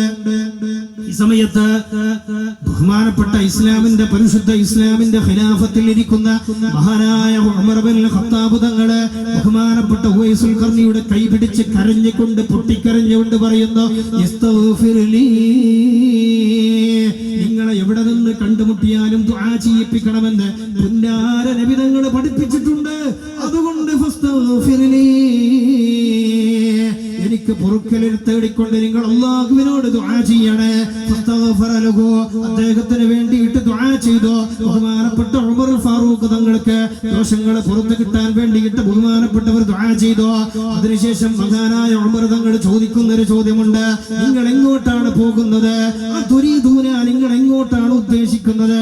ഏത് നാട്ടിലേക്ക് യാത്ര പോകാനാണ് ഉദ്ദേശിക്കുന്നത്? നിങ്ങളൊരു യാത്രികനാണല്ലോ, എങ്ങോട്ടാണ് നിങ്ങൾ യാത്ര പോകുന്നത്? ഈ സമയത്ത് മഹാനായ ഉവൈസുൽ ഖർണി തങ്ങൾ പറയുകയാണ്, ഞാൻ യാത്ര ഉദ്ദേശിക്കുന്നത് കൂഫ എന്ന നാട്ടിലേക്കാണ്. കൂഫയിലേക്കുള്ള യാത്ര മധ്യയാണ് ഞാനുള്ളത്.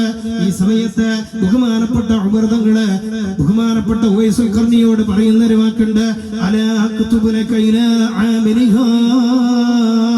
കൂഫ ഇസ്ലാമിന്റെ ഭരണപ്രദേശമാണ്. അവിടെ നമ്മുടെ ഗവർണർമാര് ഭരിക്കുന്ന കാലമാണ്. അവിടെ ഗവർണർമാരിലേക്ക്, കൂഫയിലെ ഗവർണർമാരിലേക്ക് ഒരു എഴുത്ത് നമ്മൾ എഴുതട്ടെ.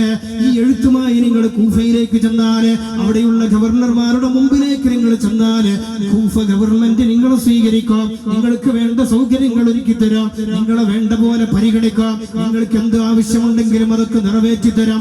അതുകൊണ്ട് കൂഫയിലെ ഗവർണർക്ക് ഞാനൊരു എഴുത്ത് നിങ്ങളെ കയ്യിൽ തരട്ടെ. ബഹുമാനപ്പെട്ട ഉമർ തങ്ങളോട് ചോദിക്കാം. അപ്പൊ പറയാ വേണ്ട. ബഹുമാനപ്പെട്ടവർ പറഞ്ഞൊരു കാര്യമുണ്ട്, അകൂനു ഫീ ഗബ്റാഇന്നാസി അഹബൂ. ജനങ്ങളിൽ താഴ്ന്നവരായിട്ട് ആരും ശ്രദ്ധിക്കാത്ത ഒന്നിനും കൊള്ളാത്ത ഒരാളായി നടക്കാനാണ് ഞാൻ ഏറ്റവും അധികം ഇഷ്ടപ്പെടുന്നത്. ആളുകൾ എന്നെ ശ്രദ്ധിക്കാൻ തുടങ്ങിയാൽ എന്റെ ഇബാദത്തിൽ കുറവ് വരും. ആളുകൾ എന്റെ കൂടെ കൂടാം. അവർ പലതും എന്നോട് ചോദിച്ചു കൊണ്ടിരിക്കും. അവരുടെ പല കാര്യങ്ങളിലും ഞാൻ ഇടപെടേണ്ടി വരും. പൊതുസമൂഹത്തിന്റെ പല കാര്യത്തിലും ഞാൻ ഇടപെടേണ്ടി വരും. അങ്ങനെ പല കാര്യങ്ങളിൽ ഇടപെട്ട് കഴിഞ്ഞാൽ എന്റെ ഇബാദത്തിൽ പോറലേൽക്കാൻ തുടങ്ങാം. അതുകൊണ്ട് ജനങ്ങൾ ശ്രദ്ധിക്കാത്ത, ആരും പരിഗണിക്കാത്ത, ആർക്കും ഒരു വിലയുമില്ലാത്ത നിലക്ക് ജീവിക്കാനാണ് ഞാൻ ഏറ്റവും അധികം ഇഷ്ടപ്പെടുന്നത്. അതുകൊണ്ടൊരു എഴുത്തെനിക്ക് തരില്ല. നമ്മളാണെങ്കിൽ എന്താ കേട്ട, അല്ലാ ഗവർണർക്ക് എഴുത്ത്, നമ്മളെ ഗവർണറെ, രാജ്യം ഭരിക്കുന്ന പ്രധാനമന്ത്രിയുടെ അല്ലെങ്കിൽ പ്രസിഡന്റിന്റെ അല്ലെങ്കിൽ ഉത്തരവാദപ്പെട്ട ഒരാളുടെ എഴുത്തുമായിട്ട് നമ്മുടെ ഒരു ഉത്തരവാദപ്പെട്ട സ്ഥലത്തേക്ക് ചെല്ലുക എന്ന് പറയുമ്പോൾ അല്ലാ ഒരു വട്ടമല്ല 100 വട്ടം സമ്മത. നമ്മളാ എഴുത്ത് കിട്ടാൻ വേണ്ടി എത്ര ആളെ കജ്ജും കാലം പിടിച്ച് നടക്കും അല്ലേ? ഒരു എഴുത്ത് കിട്ടാൻ വേണ്ടിയിട്ട് നമ്മളൊന്ന് പരിഗണിക്കാൻ എത്ര ആളെ കയ്യും കാലം പിടിച്ച് നടക്കും. അതേ സമയത്ത് ബഹുമാനപ്പെട്ടവർ പറയുന്നത് എന്താ? എനിക്ക് എഴുത്ത് വേണ്ട, ആളുകൾ എന്നെ ശ്രദ്ധിക്കരുത്, പരിഗണിക്കരുത്. അങ്ങനെ നടക്കുന്ന ചില ആളുകളുണ്ട്. അവരെ നമ്മൾ മോശക്കാരായിട്ട് കാണരുത്. ഇന്നലില്ലാഹി ഇബാദു ഫുതനാ ഖലഖുദ് ദുനിയാ വഖാഫു ഫിതനാ. ദുനിയാവിന്റെ വെരിമാറിലൂടെ സുഖ സൗകര്യങ്ങൾ പലതും അവരെ കൈവെള്ളയിലേക്ക് നീട്ടിവെച്ച് കൊടുത്തപ്പോഴും അതൊക്കെ പുറംകാല് കൊണ്ട് പുറംപോക്കിലേക്ക് തട്ടിമാറ്റിയിട്ട് ദുനിയാവിന്റെ സുഖത്തെ മറിമറന്ന് ഒഴിവാക്കിക്കൊണ്ട് അള്ളാഹുവിനെ പേടിച്ച് ഏകാന്തവാസം അനുഷ്ഠിച്ചുകൊണ്ട് അവർ ഏകരായി ജീവിക്കുന്ന ഒരുപാട് ബുദ്ധിമാന്മാരായ ആളുകളുണ്ട്. അവരെ മോശക്കാരായിട്ട് നമ്മൾ കാണരുത്, നിസ്സാരമായിട്ട് ചിത്രീകരിക്കരുത്. അവരെ നമ്മൾ പരിഗണിക്കണം, ആവശ്യമുള്ളത് നമ്മൾ ചെയ്തു കൊടുക്കണം. അതിന്റെ പണിയാണ് നമ്മൾ ഇവിടെ ചെയ്തുകൊണ്ടിരിക്കുന്നത്. സഹചാരി അതാണ് ഇവിടെ നടത്തിക്കൊണ്ടിരിക്കുന്നത്. നാട്ടിലെ പാവങ്ങള് ഒരു നേരത്തെ ചികിത്സക്ക് എന്തെങ്കിലും നമ്മെ കൊണ്ട് കൊടുക്കാൻ കഴിഞ്ഞാൽ അൽഹംദുലില്ലാഹ്. ഈ കഴിഞ്ഞ 2 ദിവസം മുമ്പാണ് ഒരു ചെറുപ്പക്കാരന് 20ന്റെയും 30ന്റെയും ഇടയിൽ പ്രായം വരുന്ന ഒരു ചെറുപ്പക്കാരൻ, നമ്മുടെ നാട്ടുകാരനാണ്. അദ്ദേഹം വിദേശത്ത് ജോലിയിലായിരുന്ന ഒരു കുടുംബത്തിന്റെ പ്രതീക്ഷയല്ലേ.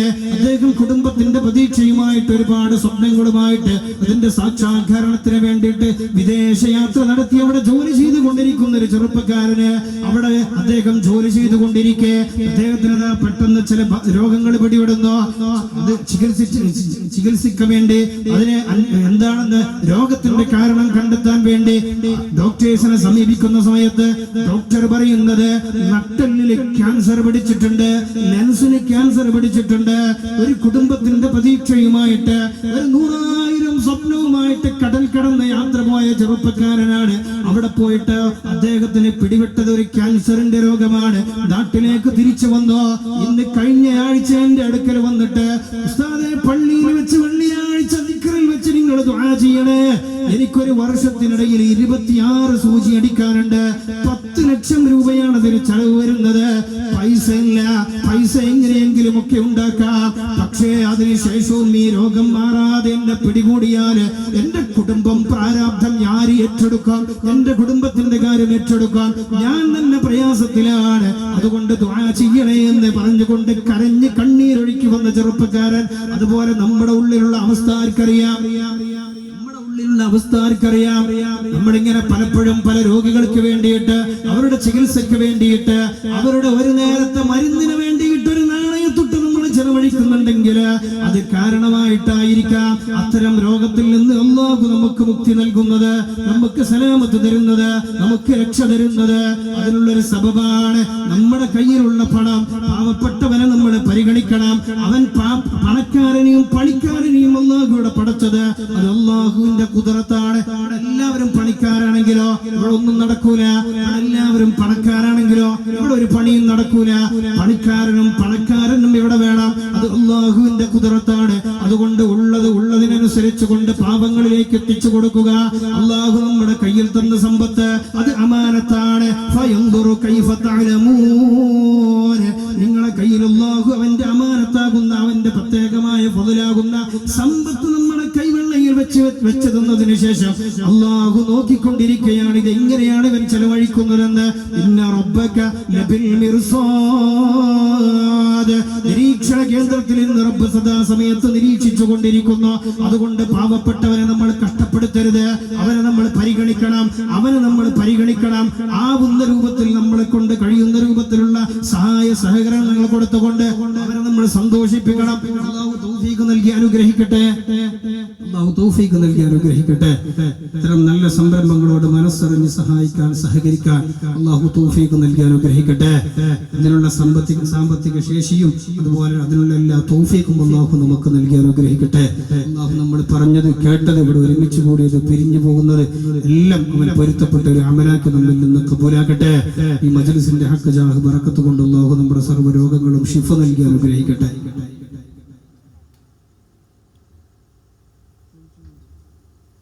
1-2 സാധനങ്ങളിൽ വേറെ വിളിക്കാനുണ്ട്. അത് കഴിഞ്ഞിട്ട് ഇൻഷാ അല്ലാഹ് ചെറിയൊരു ദ്വാരൊന്നുമില്ല, ചെറിയൊരു ദ്വായും കൂടി. ഇൽമ ചർച്ച ചെയ്ത മജ്ലിസാ അല്ലേ? മജ്ലിസ്, ഇൽമിന്റെ മജ്ലിസിനെ കുറിച്ച് റൗളത്തും മിൻ റിയാദിൽ ജന്ന, അളകരുത്, റൗളത്തും മിൻ റിയാദിൽ ജന്ന, സ്വർഗ്ഗത്തിനോട് സമാനമായിട്ടുള്ള ഒരു പൂന്തോപ്പ് ദുനിയാവിലുണ്ടെങ്കിൽ ഇൽമിന്റെ മജ്ലിസാണെന്ന് പുണ്യ നബി മുഹമ്മദ് മുസ്തഫ സല്ലല്ലാഹു അലൈഹി വസല്ലം തങ്ങൾ പഠിപ്പിച്ചു. അങ്ങനത്തെ മജ്ലിസിലാണ് നമ്മളുള്ളത്. ഇൻഷാ അല്ലാഹ് പരിശുദ്ധ റജബിലാണ് നമ്മളുള്ളത്. ഈ രാത്രി ഇത്ര നേരം വൈകിട്ട് നമ്മൾ ഇൽമ മാത്രം ചർച്ച ചെയ്ത് അല്ലാഹുവിന്റെ ഖുർആനും ഹദീസും മഹാന്മാരെ കുറിച്ചും ചർച്ച ചെയ്ത പുണ്യമായ മജ്ലിസിൽ വെച്ച് ഇൻഷാ അല്ലാഹ് നമുക്ക് 1-2 കാര്യങ്ങൾ ദുആ ചെയ്തിട്ട്, നമുക്ക് പല കാര്യങ്ങളുണ്ട് പറയാൻ, ഒക്കെ റബ്ബിനോടൊന്ന് പറഞ്ഞിട്ട് ഇൻഷാ അല്ലാഹ് നമുക്ക് പിരിഞ്ഞു പോകാം. അല്ലാഹു തൗഫീഖ് നൽകട്ടെ. ഈത്തപ്പഴമാണ്, ഈത്തപ്പഴം, ഒരു പെട്ടി ഈത്തപ്പഴുണ്ട്, 100 രൂപ, 200 രൂപ. ഇൽമിന്റെ മജ്ലിസിൽ വെച്ച ഈത്തപ്പഴാണ്. അല്ലാഹു ഇതിൽ ബർക്കത്ത് ചെയ്യട്ടെ. ഇത് ഏറ്റെടുക്കുന്ന ആളുകൾക്ക് അല്ലാഹു ഖൈറും ബർക്കത്തും ചെയ്യട്ടെ. ഇത് ആരൊക്കെ കഴിക്കുന്നുണ്ടോ അവരുടെ ഉദര സംബന്ധമായ, വയറ് സംബന്ധമായ സർവ്വ രോഗത്തിനും അല്ലാഹു ശിഫ നൽകി അനുഗ്രഹിക്കട്ടെ. ഞാൻ വിളിക്കണം, കേൾക്കണില്ല, ബാക്കിൽ വിളിക്കണ കേൾക്കുന്നില്ല. 200 രൂപ, 200 രൂപ, 300 രൂപ, ഒരു 313, 313 അയ്മൺ ഉറപ്പിക്കും ഞാൻ.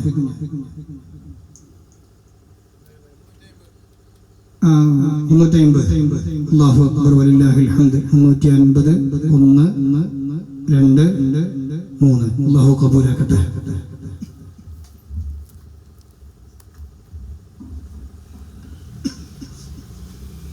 അതുപോലത്തെ ഒരു ഈത്തപ്പഴം കൂടി നേരത്തെ പറഞ്ഞ 313 വിളിക്കല്ലേ? 313, 313 ഒരു വട്ടം, 2 വട്ടം, 350 ഒരു വട്ടം, 2 വട്ടം, 3 വട്ടം.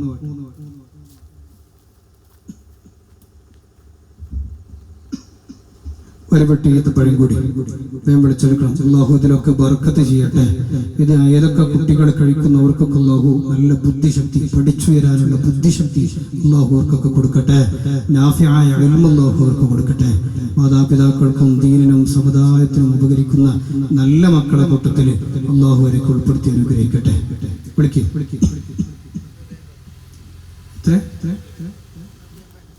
350.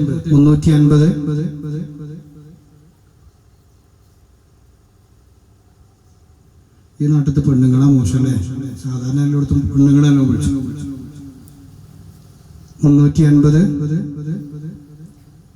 ഒരു വട്ടം, 2 വട്ടം, 400 വലില്ലാഹിൽ ഹംദ്. 400. ഒരു പെട്ടിയും കൂടി ഉള്ളൂ, ലാസ്റ്റാണ്. ഇത് കഴിഞ്ഞാൽ ഒന്നും കൂടി ഉള്ളൂ, കഴിഞ്ഞു. ഈ അവസരം ഇവിടെ കഴിഞ്ഞു. 400. ഇത് 1, 2 ഒന്നല്ല, 400-നും 500-നും 1000-നും ഉണ്ട് ഇതില്. പിന്നെ ഇതിന്റെ വിലയല്ലേ നമ്മൾ നോക്കുന്നത്? ഇതിന്റെ മജ്ലിസിൽ വെച്ചിട്ട് നമ്മൾ വിളിച്ചെടുക്കുന്നതാണ്. 400, 1, 2 വട്ടം, 3 വട്ടം. അല്ലാഹു കബൂലാക്കട്ടെ. ഒരു പെട്ടി ഈത്തപ്പഴം കൂടി വിളിച്ചോളി. ഈ നാട്ടിലിപ്പോ വിളിച്ചിൽ ഏറ്റവും പോയത് 400-ആണ്. 400-ഒന്നും പോരാ, 1000, 2000 ഈ നാട്ടില്. 500 നോട്ടൊക്കെ ഇവിടെ ഉണ്ടല്ലോ, 500 നോട്ടൊക്കെ ഈ നാട്ടിലുണ്ടല്ലോ. 400 നോട്ട്, 400-ന് 200-200 വെക്കേണ്ടി വരും. ഒറ്റ നോട്ടം കൊടുത്തായി. ചില്ലറ വേണ്ട, ബാക്കി വേണ്ടെന്ന് പറഞ്ഞിട്ട്. പണ്ടാണെങ്കിൽ ഞാൻ 1000 പറഞ്ഞിരുന്നു, പിന്നെ 2000 ഒക്കെ ഉണ്ടായിരുന്നു, ഒക്കെ പോയി. വിളിച്ചോ? അവിടുന്ന് വിളിക്കണ്ടേ? ഇവിടേക്ക് കേൾക്കണില്ല.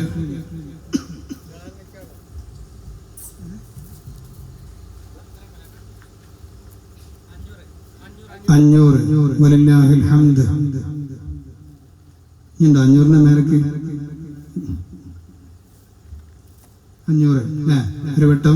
ഇവിടെ ആരെന്തോ വിളിച്ചിരും, 500 വിളിച്ചിട്ട് ഞാൻ മേലേക്ക് വിളിച്ചിട്ട് നോക്കി.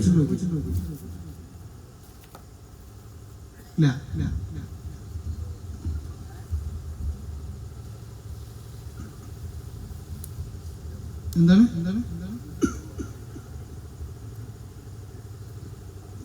അഞ്ഞൂറ് വരണ്ടോ ഇല്ല. 1 2 3 വലില്ലാഹിൽ ഹംദ്. അല്ലാഹു ഖബൂലാക്കട്ടെ.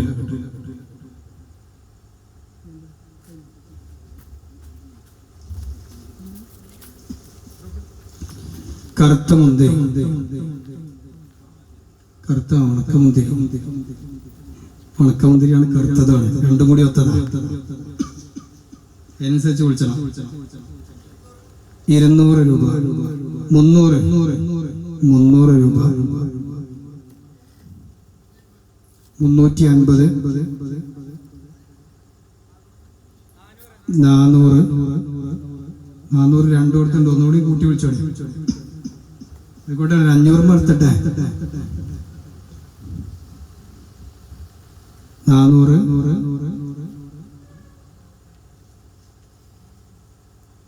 450. പെണ്ണുങ്ങളെ ആണുങ്ങളാണ് വിളിച്ചത്. 450. ഒക്കെ അതിന് മേലൊന്നുമില്ലേ? 450, 500 കണ്ടെത്തിച്ച് കൊടുക്കുകയാണ്. കൊടുത്തിട്ട് ഞാൻ വിളിച്ചാൽ കരുതിയെന്ന് പറഞ്ഞിട്ട് കാര്യമില്ല. 450 ഒരു വട്ടം, 2 വട്ടം, 3 വട്ടം. അങ്ങനത്തെ ഒരു ബാക്ക് കൂടി കഴിഞ്ഞു. അവസാനാണ് 200. എത്ര കേട്ടില്ല? 200, 300.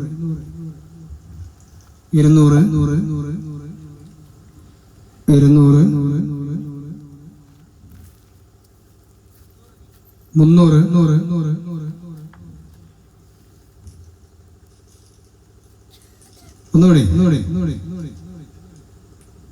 400 വിളിച്ചവരൊക്കെ ഉണ്ട്. അതേ ബാക്കാണ്.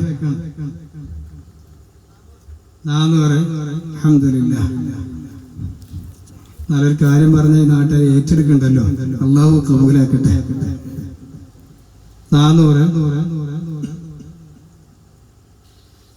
400. സമയമില്ല, പെട്ടെന്ന് നിർത്തുകയാണ്. 400 ഒരു വട്ടം, 2 വട്ടം, 3 വട്ടം.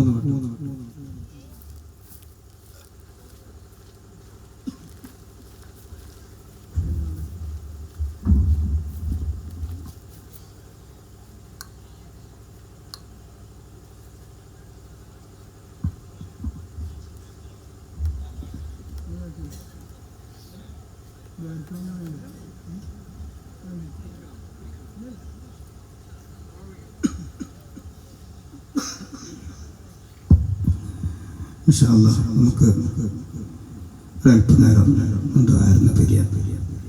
കുറെ കാര്യമൊക്കെ ചർച്ച ചെയ്ത പുണ്യമായ സദസ്സാണ്. ഇജാബത്തുണ്ടാകും ഇൻഷാ അല്ലാഹ്. ഒരു 3 സ്വലാത്ത് ഒന്ന് ചൊല്ലി നമുക്ക് ഇൻഷാ അല്ലാഹ് ദുആ ചെയ്യാം. بحق صلى الله على محمد صلى الله عليه وسلم صلى الله على محمد صلى الله عليه وسلم اللهم صل على محمد يا رب صل عليه وسلم آمين. الحمد لله رب العالمين حمدا يوافي نعمه ويكافئ مزيدا. اللهم صل وسلم على رسولك سيدنا محمد وعلى آل سيدنا ومولانا محمد. أرحم الرحمن يا രാജാതിരാജനായ തമ്പുരാനെ ഞങ്ങളുടെ മജ്‌ലിസ് കബൂലാക്കണേ അല്ലാഹുവേ. ഒരുപാട് നല്ല നല്ല കാര്യങ്ങൾ പറഞ്ഞ, പരിശുദ്ധ ഖുർആൻ ഓതിയ, ഹദീസുകൾ പറഞ്ഞ, മഹാന്മാരെ ചരിത്രങ്ങൾ പറഞ്ഞ പുണ്യമായ മജ്‌ലിസ് പരിശുദ്ധ റജബിന്റെ രാത്രിയിലാണ് ഞങ്ങൾ ഒരുമിച്ച് കൂടിയിട്ടുള്ളത്.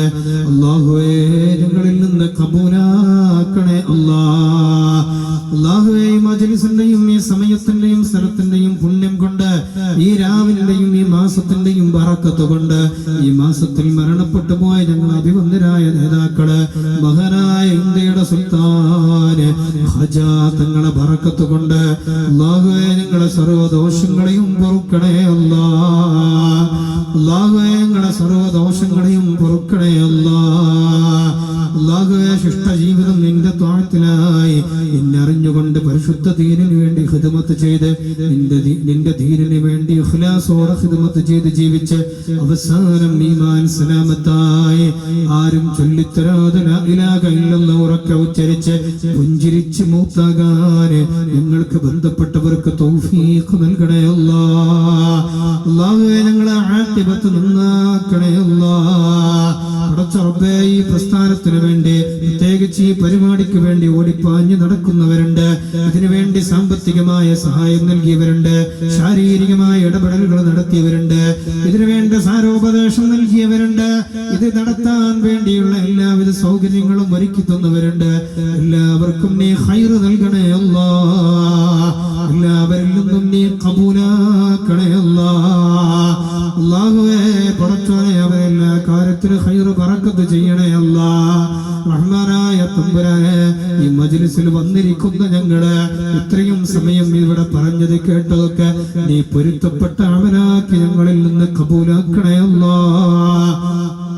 റഹ്മാനായ തമ്പുരാനെ ഈ മജ്ലിസിന്റെ ബറക്കത്ത് കൊണ്ട് സർവ്വ രോഗങ്ങൾക്കും ശിഫ നൽകണേ ലാഹിറിലും ബാത്തിനിലുമായി ഒളിഞ്ഞും തെളിഞ്ഞും കിടക്കുന്ന ഖൽബിയായ നഫ്സിയായ റൂഹിയായ സർവ്വ രോഗങ്ങൾക്കും ശിഫ നൽകണേ മാറാവ്യാധി മാരക രോഗങ്ങൾ നൽകി ഞങ്ങളാരെയും പരീക്ഷിക്കല്ലേ റഹ്മാനായ തമ്പുരാനെ ഈ സംരംഭത്തിന്റെ സഹചാരിയുടെ ഇതിന്റെ സഹായം ലഭിച്ചുകൊണ്ടിരിക്കുന്ന നാട്ടിലുള്ള ആളുകളുണ്ട്, അവർക്കൊക്കെ ശിഫ കൊടുക്കണേ അതിന്റെ നാട്ടിലെ രോഗികൾക്ക് ശിഫ കൊടുക്കണേ പടച്ച റബ്ബേ ഇതിനെ സാമ്പത്തികമായി സഹായിക്കാന് ഇതിനേക്കുള്ള ഉപകരണങ്ങൾ വാങ്ങാന് ഇതിന് വേണ്ട കാര്യങ്ങളൊക്കെ പറയുമ്പോഴേക്ക് ഏറ്റെടുത്തുകൊണ്ട് ചെയ്യുന്ന ആളുകൾ നാട്ടിലുള്ളവർ വിദേശത്തുള്ളവർ പലരുമുണ്ട്. അർഹിക്കുന്ന പ്രതിഫലം നൽകണേ നീ അവരിൽ നിന്നതൊക്കെ കബൂലാക്കണേ റഹ്മാനായ തമ്പുരാനെ നാടിനും ദീനിനും ഉപകരിക്കുന്ന സമുദായത്തിനും ഉപകരിക്കുന്ന നിന്റെ പൊരുത്തത്തിനായുള്ള നല്ല കാര്യങ്ങൾ ചെയ്യാന് ഞങ്ങൾക്ക് ആഫിയത്തും തൗഫീഖും ഹിമ്മത്തും നൽകണേ റഹ്മാനായ തമ്പുരാനെ ഞങ്ങൾക്ക് നീ തന്ന ആഫിയത്ത്, നീ തന്ന ബുദ്ധിശക്തി മരിക്കുന്നതിന്റെ അവസാന നിമിഷം വരെയും നിലനിർത്തണേ അന്യന്റെ സഹായത്തോടെ വെള്ളം വാങ്ങി കുടിക്കേണ്ട, അന്യന്റെ സഹായത്തോടെ മറ്റു വായിലേക്ക് വെള്ളം വെച്ച് അതുപോലെ തന്നെ ഭക്ഷണം വെച്ച് തരേണ്ട, അന്യന്റെ സഹായത്തോടെ മലമൂത്ര വിസർജനം നടത്തിയത് വൃത്തിയാക്കേണ്ട അവസ്ഥ ഞങ്ങൾക്ക് നൽകി പരീക്ഷിക്കല്ലേ കിടക്കപ്പായയില് ഞങ്ങളെ ബാക്കിയാക്കല്ലേ പടച്ചോപ്പേ ക്യാൻസർ തരല്ലേ ട്യൂമർ തരല്ലേ മാരകമായ താങ്ങാനാകാത്ത രോഗങ്ങൾ നൽകല്ലേ പടച്ചറബേ ഈ അടുത്ത് മെഡിക്കൽ കോളേജിൽ പോയി നോക്കിയപ്പോൾ അവിടെ വെച്ച് കണ്ട കാഴ്ച വളരെ നടുങ്ങിപ്പോയി. വേദന കൊണ്ട് പൊളയുന്നവരെ രണ്ട് കാലും കട്ടിലേക്ക് കൂട്ടിക്കെട്ടിയിട്ടുണ്ട്, രണ്ട് കൈയും കട്ടിലേക്ക് കൂട്ടിക്കെട്ടിയിട്ടുണ്ട്. വേദന സഹിക്കാൻ കഴിയാതെ അലറി വിളിക്കുന്ന ചെറുപ്പക്കാരെ ഞങ്ങൾ കണ്ടു. റബ്ബേ ഇങ്ങനത്തെ രോഗം ഞങ്ങൾക്ക് തരല്ലേ അത്തരം രോഗത്തിന് ഞങ്ങളെ അടിമപ്പെടുത്തല്ലേ അല്ലാഹുവേ ഞങ്ങളെ ശരീരത്തിലോ ഞങ്ങളെ മാംസത്തിലോ ഞങ്ങളെ രക്തത്തിലോ ഞങ്ങളെ ശരീരത്തിന്റെ ഏതെങ്കിലും ഭാഗത്ത് നല്ല മാരക രോഗത്തിന്റെ അണുക്കളും ഒളിഞ്ഞു കിടക്കുന്നുണ്ടെങ്കിൽ ഈ മജ്ലിസിന്റെ ബറക്കത്ത് കൊണ്ട് ഇവിടെ പറഞ്ഞ ഓരോ നല്ല കാര്യങ്ങളുടെ ബറക്കത്ത് കൊണ്ട് ബഹുമാനപ്പെട്ട ഹാജാതങ്ങളെ ബറക്കത്ത് കൊണ്ട് മശായിഖിന്റെ ബറക്കത്ത് കൊണ്ട് അത്തരം രോഗത്തിന്റെ അണുക്കളെ ഞങ്ങൾ അറിയാത്ത നിലക്ക് നശിപ്പിക്കണേ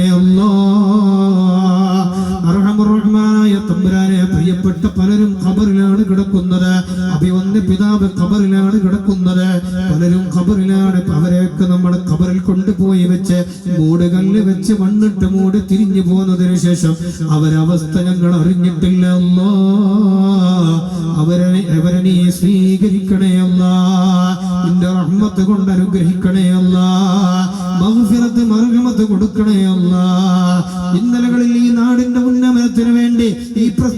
സ്ഥാപനത്തിന് വേണ്ടി, ഈ നാട്ടിലെ പള്ളിക്ക് വേണ്ടി, മദ്രസക്ക് വേണ്ടി, ദീനീ സംരംഭങ്ങൾക്ക് വേണ്ടി, പരിശുദ്ധ ഈ അഖീദയുടെ നിലനിൽപ്പിന് വേണ്ടി, SKSSF-ന് വേണ്ടി, സഹചാരിക്ക് വേണ്ടി പ്രവർത്തിച്ച പലരും ഖബറിലാണ്. അവരതിന്റെ പ്രവർത്തിച്ചവർ ആരൊക്കെയാണ് എന്ന് നിനക്കറിയാമല്ലോ. അവരുടെയൊക്കെ ഖബറിലേക്ക് അതിന്റെ മിസ്ലി സവാബ് എത്തിക്കണേ അല്ലാ. ഈ മജ്ലിസിന്റെ വെളിച്ചം അവരെ ഖബറിലേക്ക് എത്തിക്കണേ അല്ലാ. ഖബർ പ്രകാശപൂരിതമാക്കണേ അല്ലാ. അവരെ ഞങ്ങളെ ബന്ധപ്പെട്ട എല്ലാവരെയും സുഖലോക സ്വർഗത്തിൽ ഹബീബായ തങ്ങളെ കൂടെ ഒരുമിക്കാൻ ഭാഗ്യം നൽകണേ അല്ലാ. ഭാഗ്യം നൽകണേ അല്ലാ. ഞങ്ങളെ മക്കളെ നന്നാക്കണേ റബ്ബേ. ഞങ്ങളെ നന്നാക്കണേ അല്ലാ. ഞങ്ങളെ ഭാര്യമാരെ ബന്ധപ്പെട്ട അഖിലുകാരെ, ഞങ്ങളുമായി സൗഹൃദ ബന്ധം കാത്തു സൂക്ഷിക്കുന്നവരെ, ഞങ്ങൾ ഇഷ്ടപ്പെടുന്നവർ, ഞങ്ങളെ സ്നേഹിക്കുന്നവരെ, ദുആ കൊണ്ട് വസിയത്ത് ചെയ്തവരെ എല്ലാവരെയും നീ നന്നാക്കണേ അല്ലാ. ആഖിബത്ത് നന്നാക്കണേ റബ്ബേ. ഈമാൻ കിട്ടാതെ ഈമാൻ നഷ്ടപ്പെട്ടു പോകുന്ന മരണം തരല്ലേ അല്ലാ. പടച്ചോനെ ഈമാൻ സലാമത്താക്കണേ അല്ലാ. പടച്ച റബ്ബേ, പരിശുദ്ധ റജബിലാണ് ഞങ്ങൾ നിലകൊള്ളുന്നത്. നിന്റെ പൊരുത്തം നൽകണേ അല്ലാ. റജബുൻ ശഹറുള്ളയാണ്. നിന്റെ പൊരുത്തം സമ്പാദിക്കാൻ തൗഫീഖ് നൽകണേ അല്ലാ. ശഅബാൻ മുത്തനബിന്റെ മാസമാണ്. മഹബ്ബത്ത് വെച്ച് ഇഷ്ഖ് വെച്ച് ഹബീബിലേക്ക് അണയാൻ പടച്ചോനെ പരിശുദ്ധ ശഅബാനിന്റെ ബറക്കത്ത് കൊണ്ട് ഞങ്ങൾക്ക് തൗഫീഖ് നൽകണേ അല്ലാ. ഉമ്മത്തിന്റെ മാസമായ പരിശുദ്ധ റമദാനിനെ ഹൃദയം കൊണ്ട് സ്വീകരിക്കാൻ, ഒരുപാട് നല്ല കാര്യങ്ങൾ ചെയ്ത് പരിശുദ്ധ റമദാനിനെ ധന്യമാക്കാൻ ഞങ്ങൾക്ക് തൗഫീഖ് നൽകണേ അല്ലാ. നിന്റെ അടുക്കൽ മഖ്ബൂലീങ്ങളായ അബ്ദിന്റെ കൂട്ടത്തിൽ ഞങ്ങളെ ഉൾപ്പെടുത്തണേ അല്ലാ. ഞങ്ങൾ ചെയ്യുന്ന നല്ല കാര്യങ്ങളൊക്കെ നീ സ്വീകരിക്കണേ അല്ലാ. ربنا عليك توكلنا وإليك أنبنا وإليك المصير. ربنا